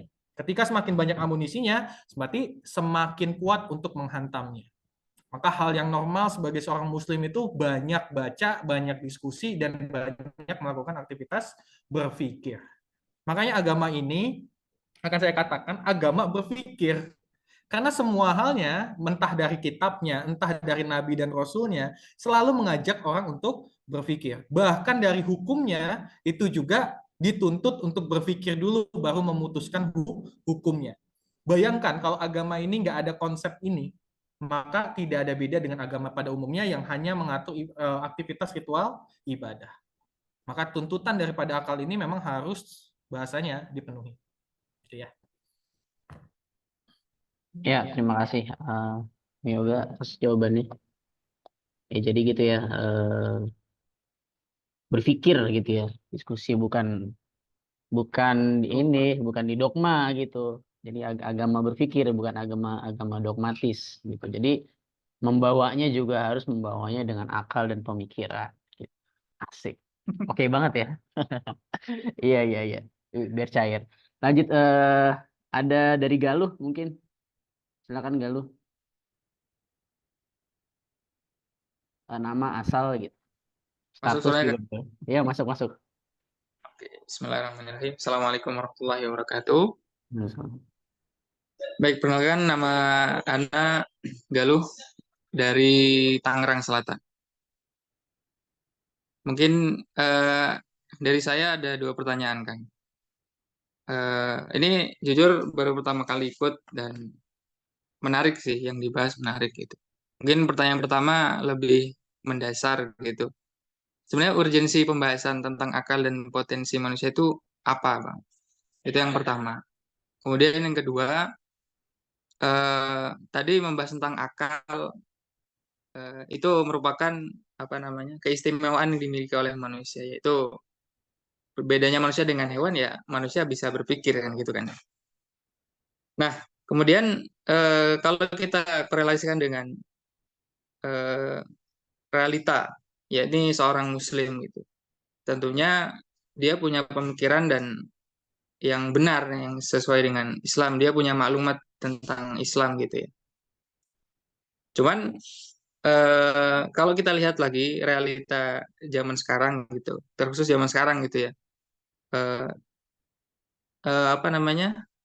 Kalau kita ngelihat orang-orang non Islam itu kayaknya kok lebih Islami kayaknya kesannya gitu. Coba kita ngelihat eh, sekarang mana sih negara yang kotor gitu. Pasti kita ngelihatnya negara-negara Islam. Mana negara yang tidak memiliki budaya antri gitu misalnya kan. Kita ngelihat ke Islam gitu. Tapi kalau kita melihat orang-orang Jepang gitu yang mereka pemikirannya yang dalam tanda kutip tidak benar gitu ya, salah gitu ya. Tapi mereka bisa kok kayak gitu gitu. Nah, pertanyaannya adalah apa sih faktor yang membuat tidak serasi antara pemikiran dengan perbuatannya itu kan? Terima kasih. Ya, pertanyaan bagus ini. eh Ya, silakan, Bang. Gini. Tadi kan saya bahas terkait bagaimana memasak air ya. Kalau misalnya kita melakukan sesuatu, biasanya kita juga harus tahu apa yang kita lakukan. Ya nggak? Kalau misalnya saya bilang Kang Galuh atau Kang Galuh ya, saya panggil ya. Kang Galuh, tahu nggak cara memasak telur? Tahu Kang, gimana cara memasak telur? Oh, cara memasak telur teh begini. Dijelaskan lah. Maka akan saya katakan, Kang Galuh tahu nggak apa yang dilakukan? Tahu, yaitu apa? Memasak telur. Benar nggak? Sekarang kalau misalnya saya katakan, apa itu berpikir? Kang Galuh tahu nggak apa itu berpikir? Sedangkan aktivitas yang kita lakukan sehari-hari itu pasti berpikir. Berarti selama ini kita melakukan satu aktivitas yang kita tidak tahu. Nah, kan konyol. Jadi kita melakukan satu aktivitas yang bahkan kita nggak tahu sama sekali apa yang kita lakukan. Ini yang menjadi salah satu urgensi bahwa kita sebagai seorang muslim minimal tahu apa yang kita lakukan. Kalau misalnya kita ada seorang muslim, itu harus jelas apa yang kita lakukan. Artinya apa? Karena apa yang kita lakukan itu nanti ada pertanggungjawaban. Nah, pertanggungjawaban itu memang benar-benar hasil murni dari apa yang kita lakukan atau jatuh pada perbuatan kan? Karena aktivitasnya perbuatan. Nah, gini loh, Kang Galuh. Kalau misalnya seorang itu tahu zina itu haram, tapi akhirnya dia masih melakukan perbuatan zina. Yang salah orangnya, pemikirannya, akidahnya. Maka kita akan jawab bukan orangnya itu fisiknya, tapi yang menuntun orang yang melakukan itu adalah akalnya. Kalau bayangkan kalau kita tidak memahami bagaimana kerja akal, minimal kita tidak tahu apa yang kita lakukan dan kita akan mengeneralisir semua perbuatan. Kita nggak akan tahu bagaimana cara pemilahan atau identifikasi terkait mana yang benar atau mana yang salah. Nah, minimal dengan kita tahu cara berpikir ini, kita tahu dulu apa yang akan kita masukkan ke dalam kepala kita. Nanti dari situlah kita tahu juga apa yang akan menjadi patokan kita, yang menjadi acuan kita dengan apa yang kita pelajari, yang kita masukkan. Informasi yang kita masukkan di dalam kepala kita. Karena nggak mungkin kita melakukan sesuatu, tapi yang kita tidak tahu. Makna tidak tahu itu berarti tidak ada informasi di dalam kepala. Coba kalau misalnya saya bilang begini, Kang Galuh, bisa nggak turunkan rumus persamaan, oh enggak, jangan, terlalu repot. Bisa nggak jelaskan apa itu teori chaos atau teori gangguan? Kalau nggak punya informasinya, nggak akan tahu. Gitu loh. Atau misalnya gini, Kang Galuh, ngerti nggak? Atau bisa nggak jelaskan makna daripada laser flare? Apa itu laser flare? Kalau orang kapitalis itu harus tahu laissez-faire, atau orang yang mengemban ideologi kapitalis harus tahu laissez-faire. Karena laissez-faire adalah satu konsep yang dibawa oleh Adam Smith di dalam bukunya Wealth of Nations. Jadi standar daripada invisible hand nanti yang dilakukan oleh para kapitalis itu patokannya laissez-faire. Tapi nggak satu pun orang tahu laissez-faire. Kenapa? Karena tidak punya informasi di kepalanya. Akhirnya dia bingung. Sedangkan kalau kita tahu laissez-faire itu apa, kita tahu nggak cara ngelawannya bagaimana. Makanya kalau kata Sun Tzu, pahami dulu lawanmu, maka kamu akan tahu cara bertarungmu. Ngerti nggak maknanya? Artinya itulah fungsi daripada berpikir. Kenapa itu menjadi alasan kenapa kita belajar berpikir. Minimal kita akan mulai memilih informasi-informasi yang akan ada atau yang akan kita pelajari. Makanya saya kalau diskusi sama teman-teman, saya tuh selalu mengingatkan gini. Patokan orang belajar itu bukan seberapa bagus nilainya. Bukan seberapa hebat percepatan pemahamannya, tapi seberapa istiqomah dia. Kenapa pertanyaan istiqomah? Karena semakin dia istiqomah dalam belajar, maka informasinya akan semakin banyak di kepalanya. Semakin banyak informasi di kepalanya, maka akan semakin banyak hal yang dia tahu dan semakin berhati-hati dia dalam melakukan perbuatan. Orang itu akan semakin hati-hati dalam melakukan perbuatan. Makanya ada perumpamaan. Biasanya saya ngomong ada perumpamaan perbedaan antara harta dengan ilmu. Semakin banyak harta, maka semakin banyak penjagaan. Orang yang punya motor 1 sama orang yang punya Lamborghini 3, penjagaannya sama atau beda? Pasti beda. Tembok rumahnya aja pasti berbeda. Itu hanya kendaraan. Itu harta. Gitu loh. Kalau ilmu, semakin banyak ilmu, maka semakin banyak penjagaan. Jadi akan semakin banyak yang maka hakikat ilmu itu yang akan menjaga diri kita. Maka itu menjadikan kewajiban dalam Islam sebagai seorang muslim terus belajar. Tujuan belajar itu adalah menambah informasi. Informasi itu yang akan nanti dimanfaatkan untuk menyelesaikan berbagai macam perkara kehidupan. Kalau itu nggak dipelajari, lantas bagaimana muslim menyelesaikan permasalahan kehidupan? Kebayang? Bayang ya? Oke, berarti jawabannya ketemu. Kenapa negara di luar daripada negara Islam, mereka lebih teratur dibandingkan negara yang mayoritas Islam? Faktanya karena orang Islamnya juga malas belajar. Itu yang pertama. Loh, negara-negara yang dikatakan Islami, tingkat daripada keseriusan belajarnya itu tinggi. New Zealand, Universitas Auckland itu nomor berapa di dunia? Itu menunjukkan standar minimal. Kita bicara Jepang, Todai atau Tokyo Daikakusen itu nomor berapa? Jerman. Walaupun faktanya itu yang tampak. Kalau misalnya Kang Galuh juga nanti ke Jerman, orang Jerman juga kotor, nggak bersih kok. Apalagi kalau misalnya datang ke Jerman, main ke Frankfurt atau kota-kota besar seperti bukan Darmstadt, Frankfurt, Berlin dan sebagainya, itu kok bahasanya apa ya? WC umumnya tuh jorok. Jadi bahkan kotoran manusia itu kadang ada di pinggir-pinggir di pinggir-pinggir toiletnya. Saking joroknya mereka. Karena apa? Karena WC umum itu tempat mereka buang air ketika mereka kadang sudah tuntas mabuk. Dan memang jarang dibersihkan. Kadang bersihnya itu kalau nggak mingguan per 2 minggu. Itu faktanya kalau di Jerman. Nah, teraturnya dari mana? Kan tadi fakta informasi yang kita dapat kan cuma separuhnya, tidak menyeluruh. Itu yang menyebabkan kenapa kita belajar berpikir untuk menggali fakta itu sampai menyeluruh atau tuntas. Bayangnya sampai sini ya. Oke, yang kedua, lantas bagaimana ketika akal itu sampai pada perbuatan? Perumpamaan sederhananya gini. Ketika orang itu memikirkan sesuatu yang benar, seharusnya jatuh pada perbuatan yang benar. Ya nggak? Ketika orang itu memikirkan suatu hal yang salah, maka dia akan jatuh pada perbuatan yang salah. Contoh-contoh, orang menganggap bahwa judi itu adalah suatu hal yang diperbolehkan. Apalagi dalam keadaan mendesak, seperti sekarang. Dia nggak punya duit, dia butuh makan, akhirnya nyari uang lewat judi. Itu pemikiran yang benar atau salah? Ya kita katakan salah, karena judinya haram. Berarti perlakuan atau perbuatannya juga salah. Nah, proses daripada dia lakukan berpikir bahwa judi itu boleh, akhirnya mendorong dia untuk melakukan aktivitas judi. Yang paling terkenal apa? Minum khamr tuh nggak apa-apa sampai kalau nggak mabuk. Karena kan kalau udah mabuk baru haram. Ini pemikiran yang salah. Padahal nanti ada kaitan dalil-dalil yang akan menjelaskan bahwa setetesnya khamr itu setetes. Rasulullah menyampaikan setetes. Berarti setetes itu kan cair. Berarti khamr yang sifatnya cairan, setetes itu jatuhnya haram. Maka tidak ada kebolehan. Dari mana boleh minum khamr sampai dalam keadaan mabuk baru diharamkan. Kalau berarti kalau nggak mabuk minum khamr berarti boleh dong.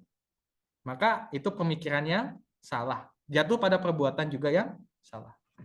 Tapi ada nggak orang yang berpikir benar tapi perbuatannya salah? Banyak. Nah, ketika orang itu sudah berpikir perbuatan yang benar sampai akhirnya jatuh pada perbuatan yang salah, itu karena ada hawa nafsu yang akan membatasi mereka atau mencegah mereka. Contoh-contoh. Semua muslim tahu bahwa pacaran itu haram, zina itu haram.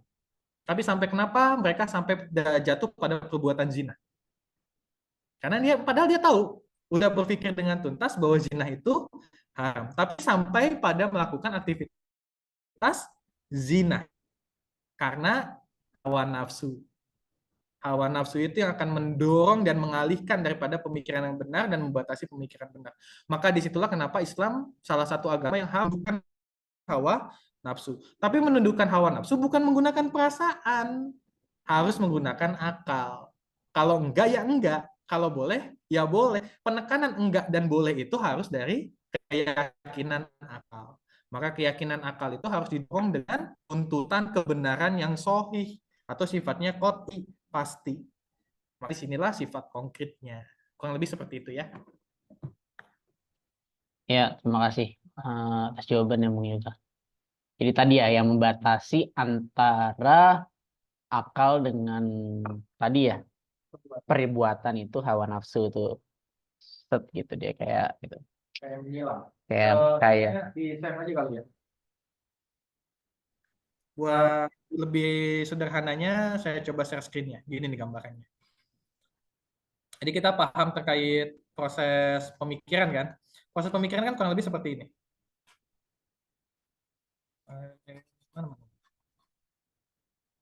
Oke. Oke, kurang lebih gini. Ada fakta, objek terindra, lalu mereka dihubungkan satu sama lain, akhirnya menghasilkan kesimpulan. Kesimpulan itu apa? Dikatakan pemikiran. Ketika dia paham dengan apa yang dipikirkannya dan dia yakin, maka dia akan dikatakan memiliki pemahaman. Nah, pemahaman itu kan akan jatuh pada perbuatan. Nafsu itu ada di mana? Nafsu itu ada di garis yang menghalangi dua ini, antara pemahaman dan perbuatan. Orang itu sudah paham kok bahwa judi itu haram. Orang itu sudah paham kok kalau misalnya zina itu haram. Orang itu sudah paham kalau riba itu dosanya yang paling rendah seperti bagaimana seorang anak menzinahi orang tuanya atau berhubungan dengan orang tuanya gitu loh. Tapi kenapa mereka masih melakukan? Karena nafsu itu yang membatasi mereka dan menghalangi mereka sampai akhirnya jatuh pada perbuatan yang keliru. Maka nafsu itu membatasi antara pemahaman dengan perbuatan. Kurang lebih seperti itu ya.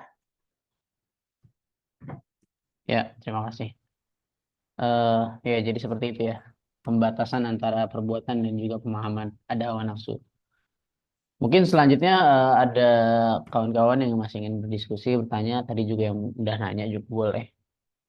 Mau nggak nanya juga boleh gitu. Mau memprotes langsung juga boleh. Mau mendebat juga. Mau debat Mau juga marahin boleh. teman. Udah biasa di offline juga ya. Ya sambil menunggu ya. Tadi memang ya namanya nafsu ya tadi ya. Naluri mungkin ya. Nah, naluri itu kan emang kalau kita ikutin tuh akal itu suka hilang gitu. Ya, orang bilang cinta itu emang tanpa akal misalkan. Cile. Nah ya, Cinta itu tanpa akal. Padahal ya tadi hawa nafsu itu. iya, iya, iya, ya memang seperti itu kan berarti kan benar. Ya berarti memang hawa nafsu itu nggak pakai akal gitu. Jadi membatasi kita sama perbuatan yang kita lakukan. Ini kawan-kawan ada yang ingin bertanya lagi. Betul menumbuhkan gairah untuk bisa terus berpikir. Oke, oke. Terima kasih, terima kasih. Ada lagi mungkin kawan-kawan?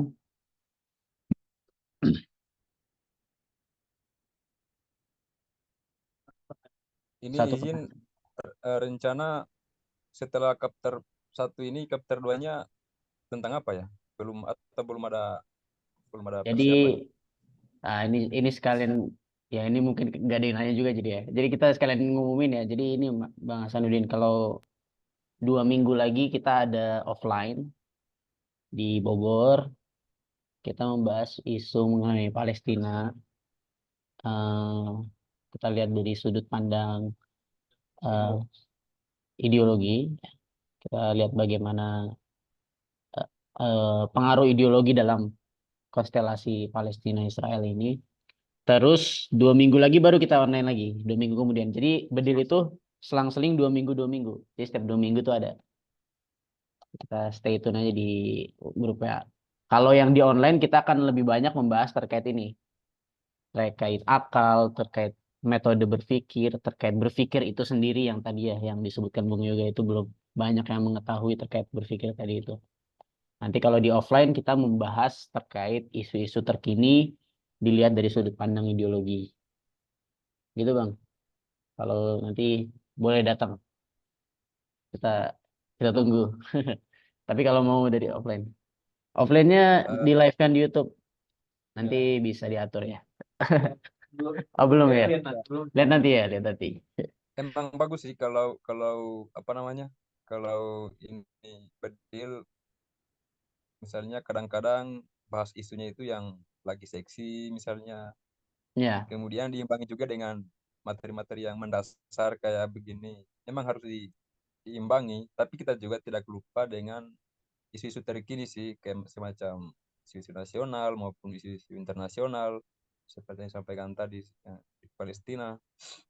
Kemudian kalau boleh tahu ini narsumnya apakah di internal Bedil atau ada juga dari eh, kelompok luar untuk kalau narsumnya? kalau untuk offline ini, kalau untuk online ini dari internal kita karena kita punya Offline, kurikulum terkait offline, offline. pengajaran. Nah, kalau offline kita kadang ngundang, kita kadang Oh datangin begitu. beberapa orang. Ya, itu Bang. Ditunggu aja Bang. Insya Allah kalau offline saya bisa hadir lah kalau di Bogor. Siap, siap. Stay tune aja di grup WhatsApp Bedil. Gitu juga kawan-kawan ya yang lain, mungkin kita cukupkan dulu kali ya. Terima kasih juga Bang Hasanuddin, kawan-kawan tadi yang bertanya, ada Bang Galuh, ada siapa lagi ya, udah keluar ini ya. Bang siapa tadi namanya? Bang Zaka dan lain sebagainya. Tadi ada pojok apa ya? Po- Polos etika, ada polos etika. Terima kasih atas malam hari ini diskusinya. Terima kasih juga Bang Alexi Cipta Yoga atas materinya terkait akal dan potensi manusia. Mungkin kita cukupkan sekian gitu. Tadi seperti yang saya sampaikan, bedah ideologi akan hadir setiap 2 minggu sekali. Jadi setiap 2 minggu, setiap hari Jumat, malam jam segini juga gitu ya. Kita akan selalu ada gitu ya, insya Allah kalau tidak ada waktu yang menghalangi gitu ya. Kalau tidak ada apa, tidak ada satu dan lain hal gitu ya. Tapi insya Allah kita akan selalu ada gitu ya. Stay tune aja di Instagram Bedil. Lalu di grup WhatsApp kita gitu. Bagi yang belum masuk di grup WhatsApp, ada linknya di bio Instagram kami gitu. Eh, Mungkin kita tutup saja dengan doa kifaratul majelis. Semoga sudah dan baik. Terima kasih kawan-kawan. Assalamualaikum warahmatullahi wabarakatuh. Waalaikumsalam. Waalaikumsalam warahmatullahi wabarakatuh. Sehat-sehat Bung Yoga. Siap, siap. Syukran, syukran. Bung Ahnaf sehat-sehat. Mantap narasumbernya. Top. Alhamdulillah. Semoga nggak bingung ya. Insya Allah next time nanti dikabarin lagi. Oke, aneh izin live ya. Assalamualaikum.